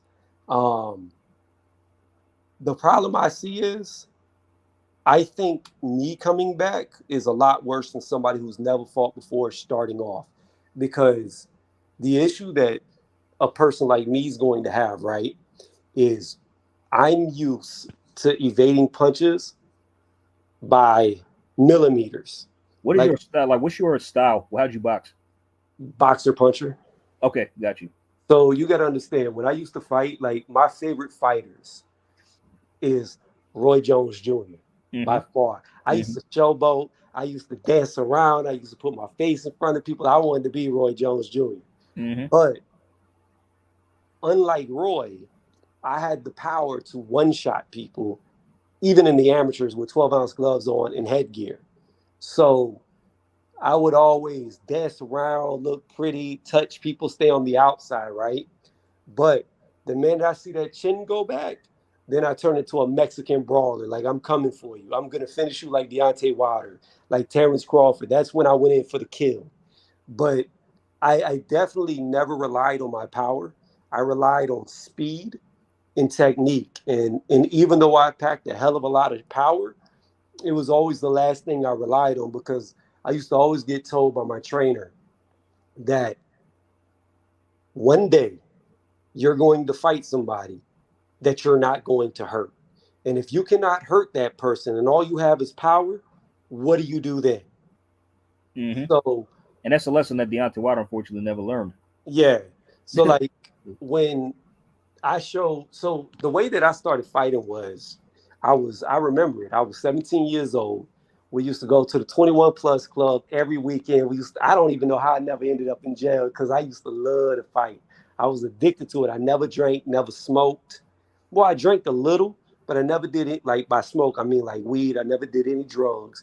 And I drank occasionally when I was younger, but I haven't drank since I was 21, period. So that was never my thing. But I used to get high off of fighting. I loved it. I loved it. I loved, like, especially like street fights, like knocking somebody out here and everybody, like, I loved it. I They, loved it. But so anyways, long to get to the point, I was 17 years old. That time in high school, I was like 185, and I got into a fight with a dude who was probably about 6'4", 6'5", probably like 240, 250 pounds, heavily outsized me. And I laid the dude flat out, sparked him, sleeping. He's mm, down. A guy, I'm not going, like, I'm trying, I can name a name because he was a world champion at cruiserweight, but I'm not going to name any names because people try to figure out who you are and dox you. So that's why I don't bring up a lot of that stuff. But he was a world champion. He saw it happen. I was at the club. He handed me his card. He was like, "Hey, have you ever thought about boxing?"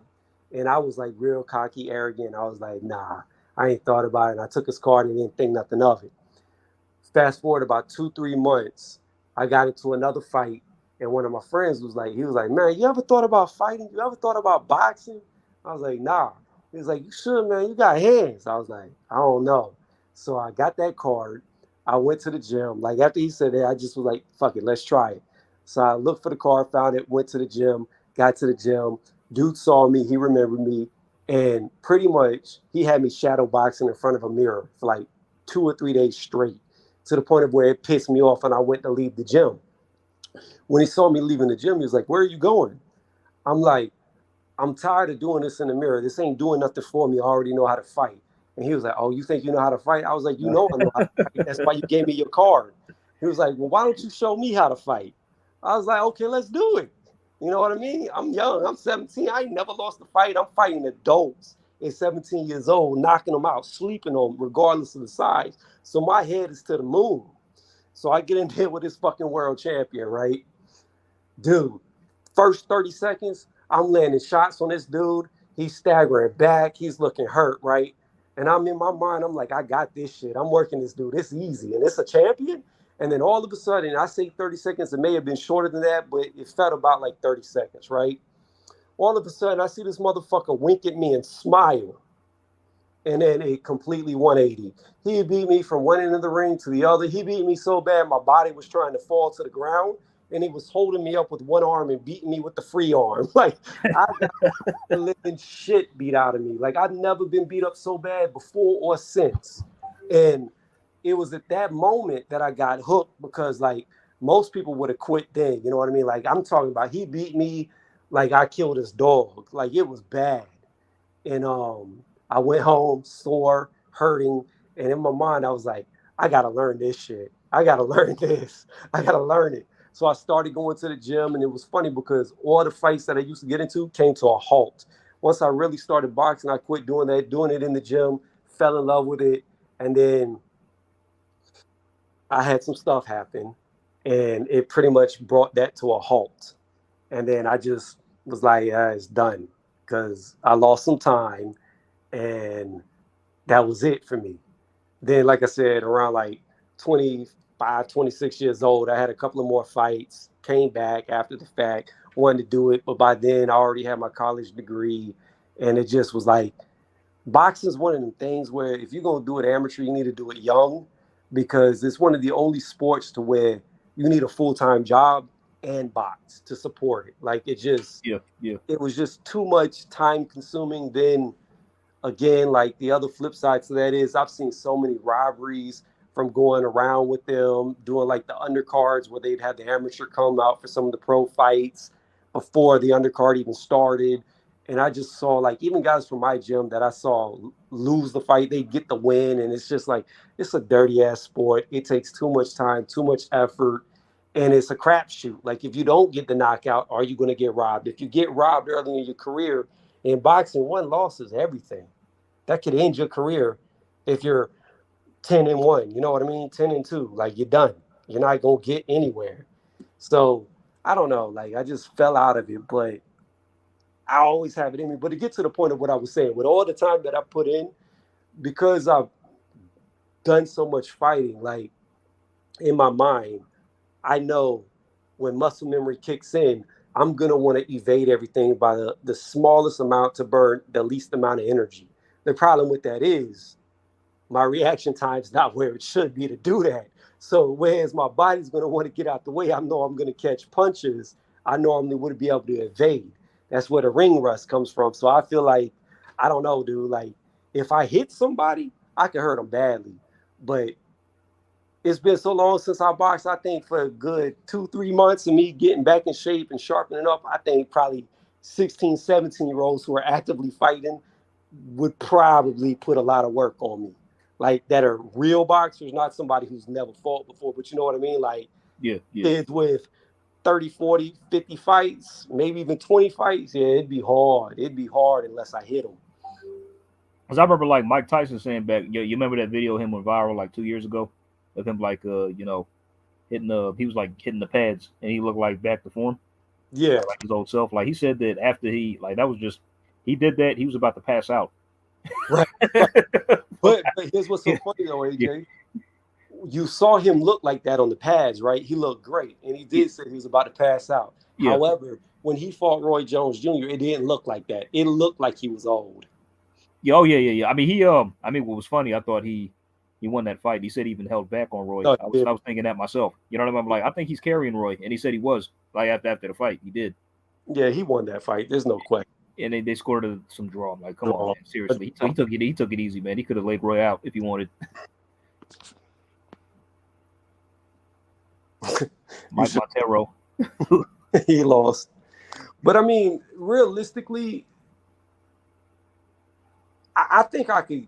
I mean, I'm not so old to where I couldn't fight if I wanted to. And I always get the urge. Like, there's always a burn in my belly to want to do it again. But I just had so much shit going on in my life, it would be hard. But I mean, I think if I took a good 6 months to a year of going to the gym every day, I could definitely get some professional fights and win. I honestly believe that. Damn, bro. But it going on 32 years old, yeah. How long would it take me to get to a title shot? And that's what I'm saying. I mean, like, see, if I was gonna do that, it's like I would have had to start years ago. You know what I mean? Right. Like just I mean, because now I just turned 33 in February myself, and it's like and I have no I just started boxing probably a few months ago, and I don't really do it at all. I really just do basic bag work and pad work when I hit the gym. I haven't even sparred really yet. I might sparred a buddy of mine who had no fighting experience. But what the hell is that? You know what I'm saying? Yeah. I mean that ain't nothing. He ain't never fought before, and I kind of bossed him a bit, which I didn't really feel good about. But it was just just cardio work and shit like that. That's what I looked at it like. Right. But stuff like that. But it's like if I was to do the same thing, it's like, okay, how long would it take for me to get in shape, learn fundamentals, do all this, do this and that? It's like, nah, man, it's too much. You know what I'm saying? I'm too old. Right. And I don't even know what my natural weight is, if I'm being honest. You know what I'm saying? Yeah. I mean, what weight class would I even fight in? Like middleweight, light heavyweight, just whatever else. Because like I looked up charts, like a guy who's my height, my dimensions. Like I float between like 160, 5'7". I flow between like 135 to 165, something like that. Yeah. So I don't even think if I could probably get that much weight off, but how long would it stay off? I say like I'd be cool if I got to like the early 170s. You know what I mean? Yeah, like 5'7", realistically. I mean, it's like, what's funny, if you were to see me now, like, according to me, like, I don't look that big. You know what I mean? Because, like I said, last time I weighed myself, I was like 189. Probably a little more now. I mean, but, like, I don't look that huge if you saw me. You know what I mean? I look pretty small. Yeah. But literally, I weigh that much. That's how much I weigh. Right, but that's still, I would say at 5'7", you'd need to be fighting around like 140-ish. Yeah, you see? That's like, what, like 50 pounds I got to shave off. Yeah. You know what I'm saying? Yeah. Like, I would definitely say at your height, especially limited experience, you're going to want to be as long as possible. Yeah. You do it at least, I would say your maximum weight class would be 140, if not lower. Yeah, I'm not trying to, I ain't trying to lose that much weight, man. Like, I'm really not. You know what I'm saying? That's I mean, like the lowest I'm trying to go is probably early 160s. That's it. That's all. And see, that's a big difference for me too, because whenever I was boxing, I was only $185, but me in high school at 185 was like 4% body fat, like cut from the. I mean, that's how much I weighed when I was at in high school myself. Back when I ran track and cross country, and like what's funny is like I would always just do that, and I was not a good, like, I did not diet at all. Like I just ran, I ate crap, and like my weight would be between, like, I'd say the late 130s to the mid 140s, pretty much. That's my weight fluctuated between. Right. Yeah. And that would have been a prime fight weight for you right there. Yeah, yeah. But that's like me, like I was saying in high school, like I was 185, had abs from my pecs to my waist, like there was no fat on my body, and like that's the thing. I wasn't muscular either. I was just like super. I was skinny. That's all. Right. It's like whenever run season would come back, and I'm like, oh yeah, nice, because I would kind of put on some pounds, but it wouldn't be much, and like I would just kind of like get back into shape more or less by running. And like my dad would always tell me at the time, like, hey son, you look thin. You've been running. I'm like, oh yeah. It's cross country. Oh yeah, okay, for sure, yeah. So yeah, but long distance run is good for boxing because that's endurance training right there. Oh yeah, absolutely, yeah. That's why I'm actually trying to get back into it now, but I'm just so fucking lazy, man. We're running. It's like it's hard on my legs now. I get tired a lot faster because I'm older. You know what I mean? And I can't just do what I used to. You know what I mean? Well, that's the thing too. It gets harder the older you get because you have a girl, you may have kids, you got a full-time job, and coupled with the fact now that I'm 50 to 60 pounds heavier than I was. Right. You know what I'm saying? So it gets very hard to stay in pristine condition unless you're getting paid to do it. Then it's different. Like if you're getting paid to fight or you're getting paid to bodybuild, paid to run track, like then it becomes a little bit easier because that's all you do. I mean, because even with these actors who land superhero roles, it's like they get into shape because they're technically being paid to get into shape. They get steroids. Yeah, I wouldn't deny that. Probably yes. Like Chris Hemsworth Thor is like every Thor movie he gets into like pristine shape. Like he looks like a bodybuilder. Like his arms are the size of oak trees and shit. Like in Hollywood. Like look at the Johnny Depp Amber Heard case. Like they done talked about how many times this dude done got cocaine. Let me tell you something. They got cocaine like that in Hollywood. They got steroids. Hollywood is fucked up. Yeah, it really is. I mean, seriously, it's like you had Cara Delevingne yesterday at the Billboard Awards. I don't know if she was on drugs, or just she just was trying to break through to another reality. But she that chick is weird. But the thing about they get away with it because they have money to get away with it. Like, and that's what I can't stand. I mean, it's like like the Harvey Weinstein shit. It's like if people knew what he was doing for years. Like why I don't understand why it took till now to nail his ass. You know what I mean? Yeah, because of money. I mean, even the same thing is true in boxing. It's like how Ali's fight with Larry Holmes, right? That travesty. Like he went to the Mayo Clinic and wasn't passing tests that you should pass. Well, how the fuck was he licensed to fight then? Wait, you're gonna have to tell me that story because I don't know. Okay, so like before the Larry Holmes fight, right? He went to the what I read is on Wikipedia. Like I think before that fight, his doctor Ferdy Pacheco, who was his longtime friend and like physician, he left the team because he said that like because he was saying like after like the third Frazier fight is like you need to quit now. You need to retire. Or you're not gonna have a normal life. Right. You know what I mean? And which was absolutely right because what happened to him later on as we see. But I think like before the Larry Holmes fight, he wasn't passing tests. He couldn't touch his finger to his nose. He couldn't stand up straight. I think the early early offsets of dementia was starting to like kick in. Yeah. I mean not dementia. Sorry, Parkinson's. My bad. Park- I mean yeah right. And and like, but he got licensed somehow. He got licensed anyway, and he was able to fight. And we all saw what happened in the Larry Holmes fight. Just awful. You know what I mean? Yeah, and he was wanting the referee to stop the fight, and the ref Yeah. wouldn't. Yeah, terrible. Yeah, and it's like then like afterwards, Dundee finally pulled him out, and it's like afterward, and Larry he was upset. He was just crying stuff like that at the post-fight press conference. Like I don't want to do that, and like even like his doctor was saying afterwards, everybody who was involved in that fight should have been arrested. It was a crime, a travesty. You know what I mean? Right. And it's sad because that's Ali's only stoppage defeat, I believe. That's the only time I think he was stopped. Yeah, but like you said, way past his prime and already had been in wars. Yeah, tons. I mean, that's the thing about Ali. Ali had a lot of toughness. He could take a lot of shots. He had a chin, one of the best chins in the sport. Yeah.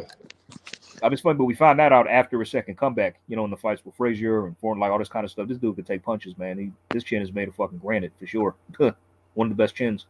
Yeah, he ended up in the hospital every time he fought Frazier. Both of them did. Jesus. For 15 rounds. See, 50, just almost 3 times until the third fight, until Frazier finally, just quit on his corner. But he wanted to come out, credit to him. But as his trainer, Eddie Futch, said, "Nah, man, you're done. You're done, man. I can't let you go out." And Frazier, he didn't like Ali because he was the one that got Ali back into boxing. Then Ali talked all that I already shit. know. Yep, I know. Yeah. Afterwards, called him an Uncle Tom and just all this Yeah. other shit that I didn't like personally. How he antagonized Frazier like that. Yeah, That wasn't cool. I didn't like that. no, it wasn't cool at all. Because had it not been for Frazier, he would have never been back in boxing. I think he even asked the president at the time to pardon him to help get him back into the sport as well. He even lobbied on his behalf. So like all this and like this is how you treat that man. You know what I'm saying? Like it even got to the point where Frazier had to hire security to protect his family through the death threats. Right. So I can understand why Frazier never forgave him or why he was feeling a certain kind of way. Like even after all those years, you know what I mean? Like that stuff, that's unforgivable, man. You know what I mean? So that's just the only qualm I had with Ali about about just what he did, Right. Frazier, just what he called him. That's just the only major criticism I have of his career or himself as a person.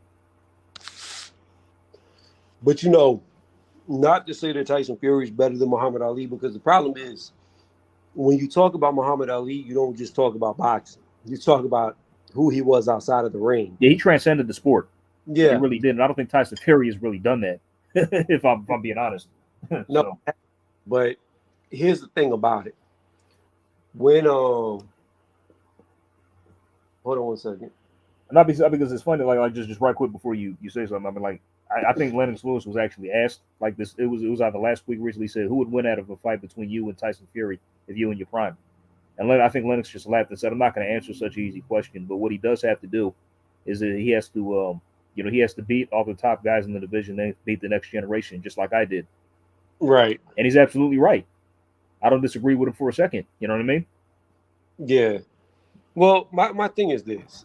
Muhammad Ali left the sport for practically 3 years. And when he came back, he had what? One or two warm-up fights before he fought Joe Frazier? Yeah, he fought. Who'd he fight? I think Jerry Quarry and Oscar Bonavita. Yeah. Yeah. And then he lost. Yes. So let's flip that. Tyson Fury was gone for almost 3 years, had 2 warm-up fights, same thing, but he won. And then he had a trilogy with that guy and beat him. Well, he had a draw, but then he beat him 3 times. He didn't lose. So that's what I'm saying. Like, I mean, he beat him twice. You could say 3 times officially. He should have beat him 3 times, but he only got 2 wins. Yeah. But he didn't lose, and Ali lost when he had his 3-year break and came back. My thing is, that's what I'm saying. Like, people may not like to hear it, but after what I watched Tyson Fury do to Dillian White, there is a strong possibility that there's not a heavyweight from any era that could have beat Tyson Fury. That's a long list, man. You know what I mean? But It's a long look, list because, like, I mean, because like there's champions, but there are also guys who were never champions who were good fighters, decent guys. You know what I but, mean? but, but think about this, AJ. The further back you go, the smaller the guys become. I know. I mean, but it's just that, like, see, my thing is, like, I like Tyson Fury to stick around long enough so just to prove his dominance. That's all. Because, like, if you, I mean, because rank, I mean, okay, he's fought Wilder, he's beat Wilder 3 times. Okay, cool.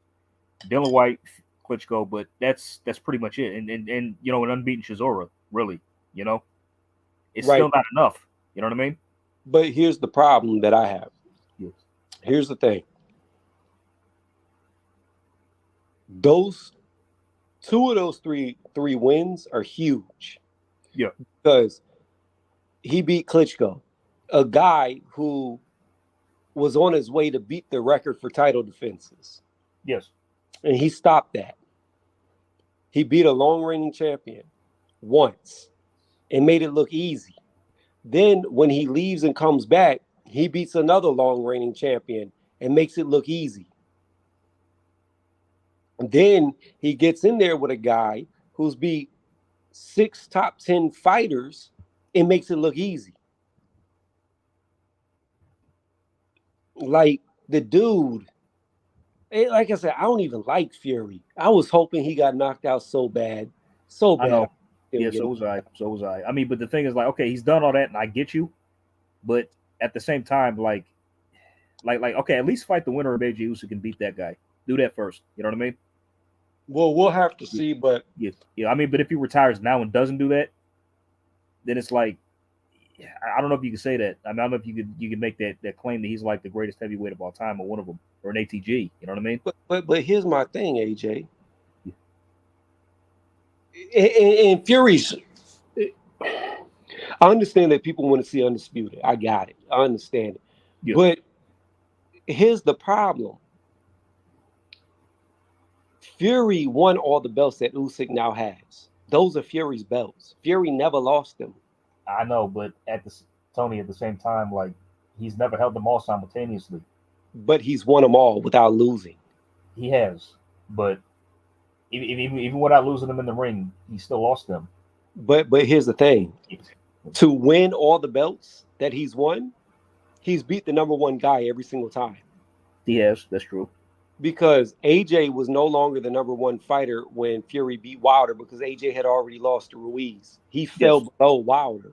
So if you really look at it, Tyson Fury beat the number one fighter in all of heavyweight boxing in Klitschko, who was a long-reigning champion. He did that.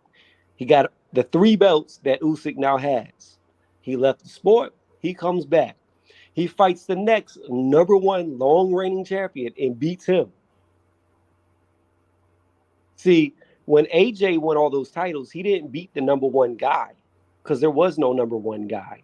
He was the number one guy. Yeah, see, he beat Charles Martin and Joseph Parker. Joseph Parker, yeah. Then he got the WBA strap, which was vacant in the Klitschko fight. Right. So technically nobody owned that belt, really. So yeah. So he never. That's the thing. Fury has beat 2 number one heavyweights that were titleist champions. But can you count defenses as well? Like, should he have? I mean, are you like, He only got 2 defenses. He's got 2 defenses, title defenses, 2. That's what I'm saying. How much does AJ have? Unified. Right. I got you, and I understand that. But at the same time, think about it like this: if Fury never lost the title, right? Yeah. Let's see. Let's just say Klitschko, right? He never left, and let's just count him. He beat 2 people, Wilder. He beat 2 people, Wilder, White. That's 8 defenses, you could say, if he had all his straps. But my point is, while they may not have been title defenses, he had he's won every single title, and even though he didn't have him around his waist, he still fought 8 times and not lost. That's true. That's true. Where you could, because he still is. I keep forgetting he's undefeated. He still got Right. his own intact. But so, but since he's come back from retirement, he's had 8 fights. Damn, has it been that much? Damn, that's a lot. Yeah, look, 2. He had 2 fights. He fought Wilder 3 times, so that's 5. No. Let's do it like this. Let's make it easier. He had 2 fights. He fought Wilder, okay? He had 2 more fights. Then he fought Wilder. Then he fought Wilder. Then he fought White. 8 fights. Yeah, that's quite a bit. And he never lost. So while they may not have been title defenses, every time he fights, he's the lineal champion. So technically, he's defending that status. Oh God. But he is the lineal because he beat Klitschko. Well, see, what's funny about that is I just realized it's not the one like the lineal. It's like it doesn't. Like if you retire, you're no longer the lineal. He retired once already. That's true. It ain't true. Check this out. When Floyd Mayweather retired from the welterweight division, right? Right. He was the lineal, right? Oh yeah. When he came back with no title, he was still the lineal. I thought the lineal goes like vacant or ineffective when like a fighter retires, right? It does, but here's the problem. Lineal status is the man who beat the man, right? Yeah. If the man retires, okay, like Lennox Lewis retired, okay, there's not another lineal champion until a fighter clears out the division, which Vladimir did. He became the man because lineal by doing that, yeah. So because he beat everybody, he became the new lineal champion. Tyson Fury beat him. The thing is, when the man leaves, now there has to be a new man, right? So somebody's got to clear out the division to get that status. Nobody really truly got that status while Tyson Fury was gone. What happens when the man comes back? He's still the man. Yeah. See, the thing is, like, my whole issue. See, I really have no issue with lineal. Just my only issue with it was like when people try to like argue how that's more credible than actually having a world title. I'm not saying that, but what I'm saying is no, you're not. But I'm just saying, but people have just tried to like say this in the past, like how, even when like Tyson Fury was kind of pushing the whole lineal narrative during like when he was fighting what do you call it? You're right. Yeah, he's saying like I'm the man who beat the man all the way to John O'Sullivan. No, you're not, because the lineage was broken twice. Right. You know what I mean? So look, it's unfortunate that Wilder wasn't a historian, because like if I was, be like, no, that's not true. You're lying. You know what I mean? But my thing is this. Yeah. If you're the man and you leave, right? Yeah. And you come back, you're still the man. You're the man until somebody beats you. So if Lennox Lewis was to come out of retirement. Yeah, if Lennox Lewis was to come out of retirement, he would be a lineal champion until he's beat. So that means like Fury is not a lineal champion no more? Or is he like, or would there be 2 lineal champions? Well, you would have to think about it like this. They're both the man.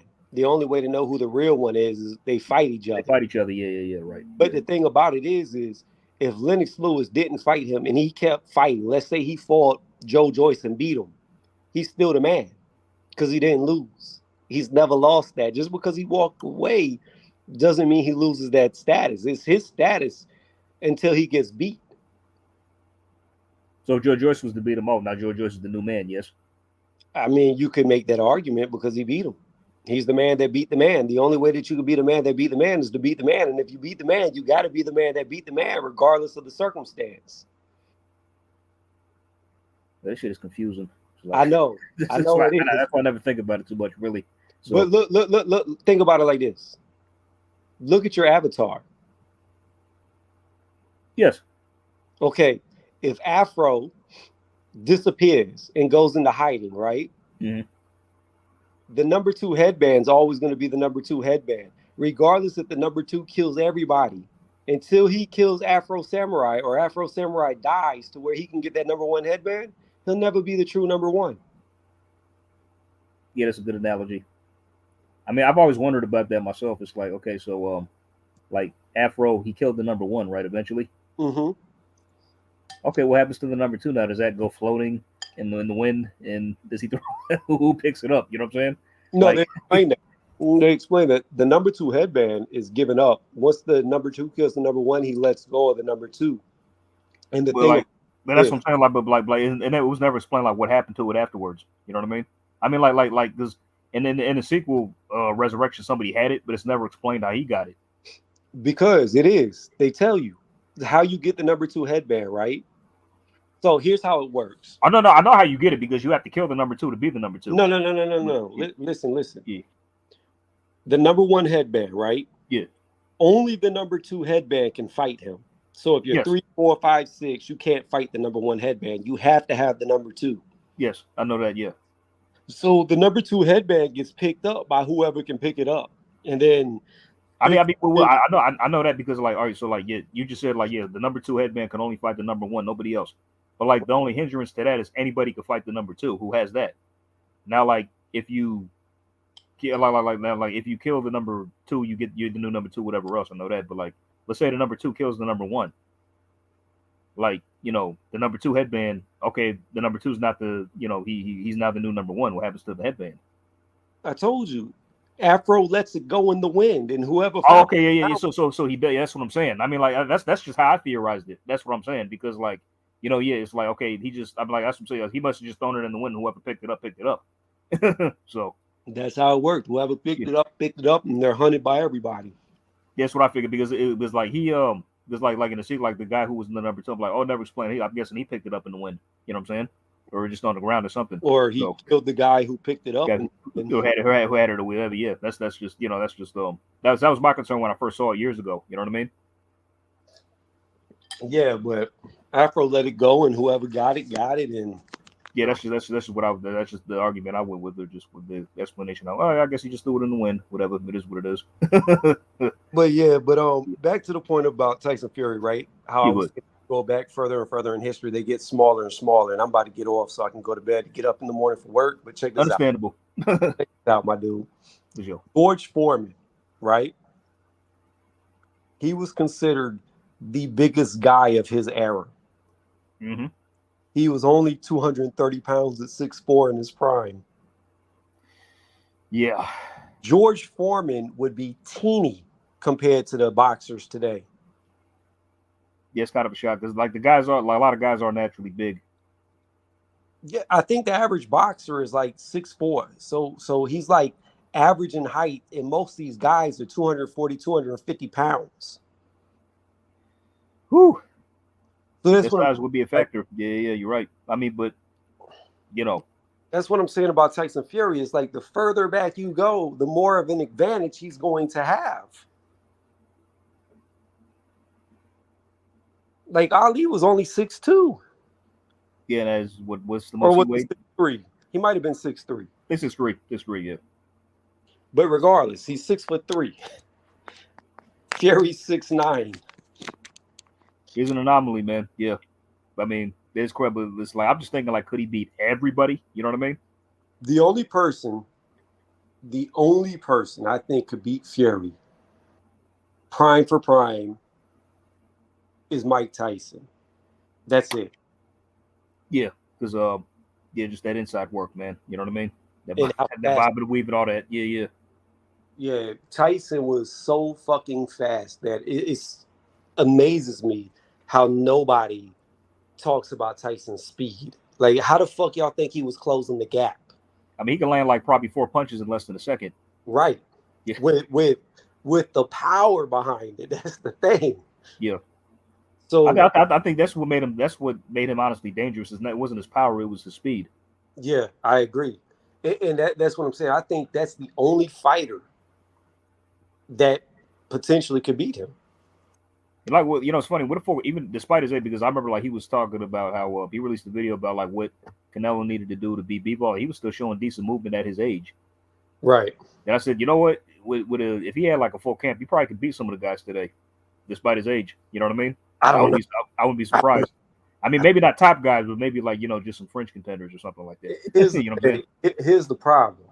the problem's not what Tyson can do; it's about what he can take. Yeah. At 50-something years old, can he take a punch, like a real punch? I don't know if he could. Yeah, that's That's yeah, the you got to think about that. The older you get, your punch Punch resistance resistance goes goes down, down. goes down and down and down. Yeah. Yeah, I mean, you can go from having an iron jaw to not being able to even take a shot. Yeah. Yeah. Or possibly a shot killing you. Yeah. So I mean that's the $1,000,000 question. The other thing is too is the older you get, the slower you are to recover. So like when you're young and you get hit, you're already healed by the time the punch leaves your face. But when you get old and you get hit, you're like a bruised tomato. It doesn't go away. It only gets worse. Whew. So I don't know. Like maybe like he could beat certain guys, but I think if you get to a certain level, Yeah, you're right. Yeah. I That's don't what I'm know saying. if he That's could what I'm beat saying. that. Like maybe like just maybe C, D level stuff like that. I Guys, mean, yeah, maybe. he So could yeah, probably hold his own yeah, against them. But if you put him in there with a top 20, I think yeah. We'll yeah, we might see something. Yeah, it's gonna be yeah, bad. I just, especially at only 5 foot, he's like my height. Maybe, 5'10", 5'11", something like that. Yeah. yeah, So maybe slightly shorter. my pop's actually seen him in real life. He said he's short. He's real short.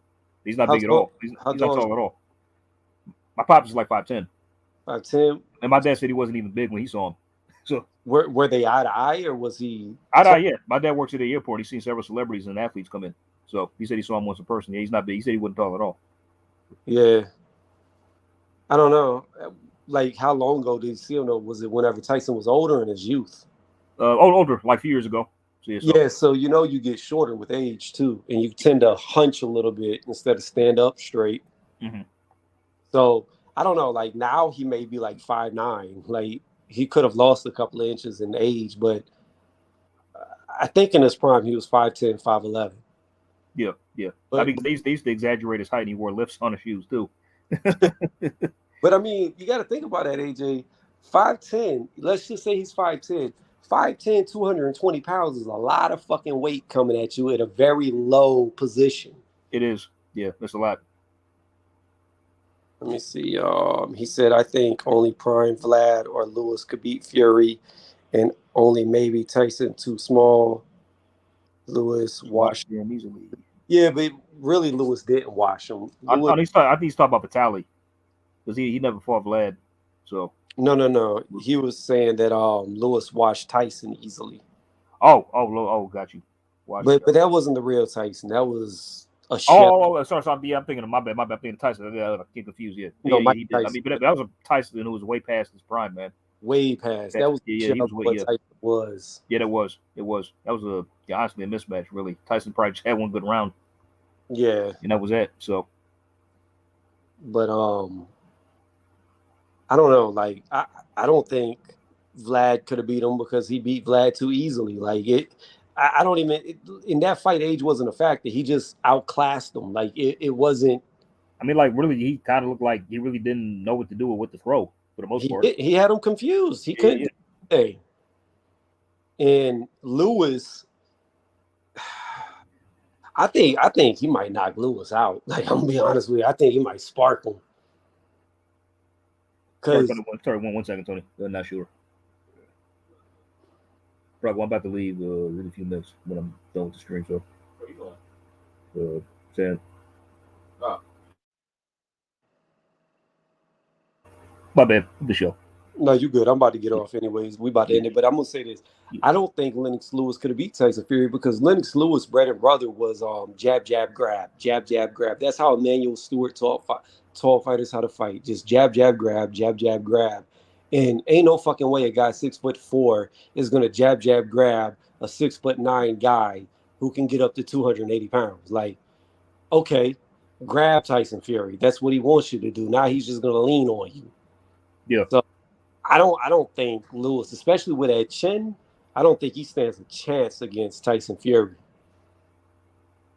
Yeah, I can see it. Yeah, this is chin. Yeah, I mean, because like I said, I remain my argument. I think the punches that knocked him out, he just didn't see those. But yeah, Tyson, he does honestly like he has turned into like a bit of a puncher in recent years. He has. He one shot at Dillian White. He did. Yeah, that's what I'm saying. It's like shit, man. You know what I mean? And I didn't think that uppercut was that hard when it landed, really. So, but I guess it was harder than it looked, I suppose. But either way, yeah. So, But yeah, I'm gonna end it here. Let me just say this real fast. Tyson Fury won a very boring fight against a 40-year-old Klitschko. Yeah, but the thing, Hawk, is it doesn't matter that Klitschko was 40 years old because Klitschko didn't lose because of age. He lose because he was mentally confused. He didn't know what to do. Like he did not know how to fight Fury. He was completely out of his element and confused from the beginning till the end. Like it would be one thing if Klitschko got in there and fought Fury like he fought AJ. It was a war, but it wasn't. It was like Tyson Fury didn't even sweat. Like it was boring because Klitschko couldn't do anything. That's what made it boring. It wasn't the fact that he was old. It was the fact that he couldn't do anything. He literally couldn't do anything. And Lord forbid, if Tyson Fury would have been trained by Sugar Hill back then, oh, Klitschko wouldn't have made it. yeah. He definitely has improved his power under Sugar Hill. I'll give him that. So, Yeah, like Sugar Hill would have been in the corner with his shirt off. Like, man, he needs to keep his shirt on. I don't know why he keeps doing that. It's like I'm not trying to see that. You know what I mean? It's like, bro, it's like, I mean, afterwards, like at the past, like, dude, put your shirt on. Like, shit, let Tyson do that shit. What the hell we need to see you with your shirt off for? he gonna do it too. Like, No, who you think he is? Butch Lewis? He's missing the bow tie. Shit. I want to say this shit before I end this stream right here. AJ. Did you see the interview with Sugar Hill when they brought up the push that Tyson Fury did to Dillian White, and Dillian White said the push knocked him out? No, I didn't see that one. Sugar Hill said Dillian White's right. The interviewer was like, "What do you mean he's right?" He's like, "He's right." The guy again was like, "What do you mean?" He was like, "That's all we trained for. We just trained for the push. We didn't train for the uppercut. That didn't do anything. We trained just to push Dillian White to the canvas to knock him out." Like, I started dying laughing, trolling the shit out the interviewer. Oh shit. I mean, like, what's funny is like he I think he said that like the impact like of his head landed I'm like his head barely touched the canvas when he went down. It didn't touch it. Like if it didn't touch, it barely did at all. Like you know yeah. I'm like, oh, that wasn't a good look when he said that. I'm like, wow. He was out. Whenever he was. He was falling forward. He would have hit the canvas. Dude, if he got up, he'd have fell out the ring if the ref didn't catch him. Yeah. Well, I'm not even saying that. If Fury wouldn't have pushed him back and he would have taken 2 steps backwards instead, he would have face planted right in front of him with his butt up in the air. Like, he was out. I mean, it's happened before. It's like, I remember like 2 examples that come to mind is like when B-Hop knocked out Trinidad and he pushed him in the 12th round. Then when Klitschko knocked out Pulev and pushed him as well with a left hook. Right. So it's not a common. I don't even know if it's legal if I'm being honest, but I'm just gonna go with it. Nobody ever gets penalized for it, so it is a fight after all. So, you know, it is. But it is what it is. But yeah, anyway, appreciate you jumping on, Tony. I'll let you go before we get too swept up in this. All right, you have a good night. All right, man. Until next time. All right, bye. Bye-bye. Hawker, since you're still here with us, you have a good night too. Yes, I'm sir. going to stream here. Y'all have a good night. Everybody who was here, have a good night. Salute. Bye.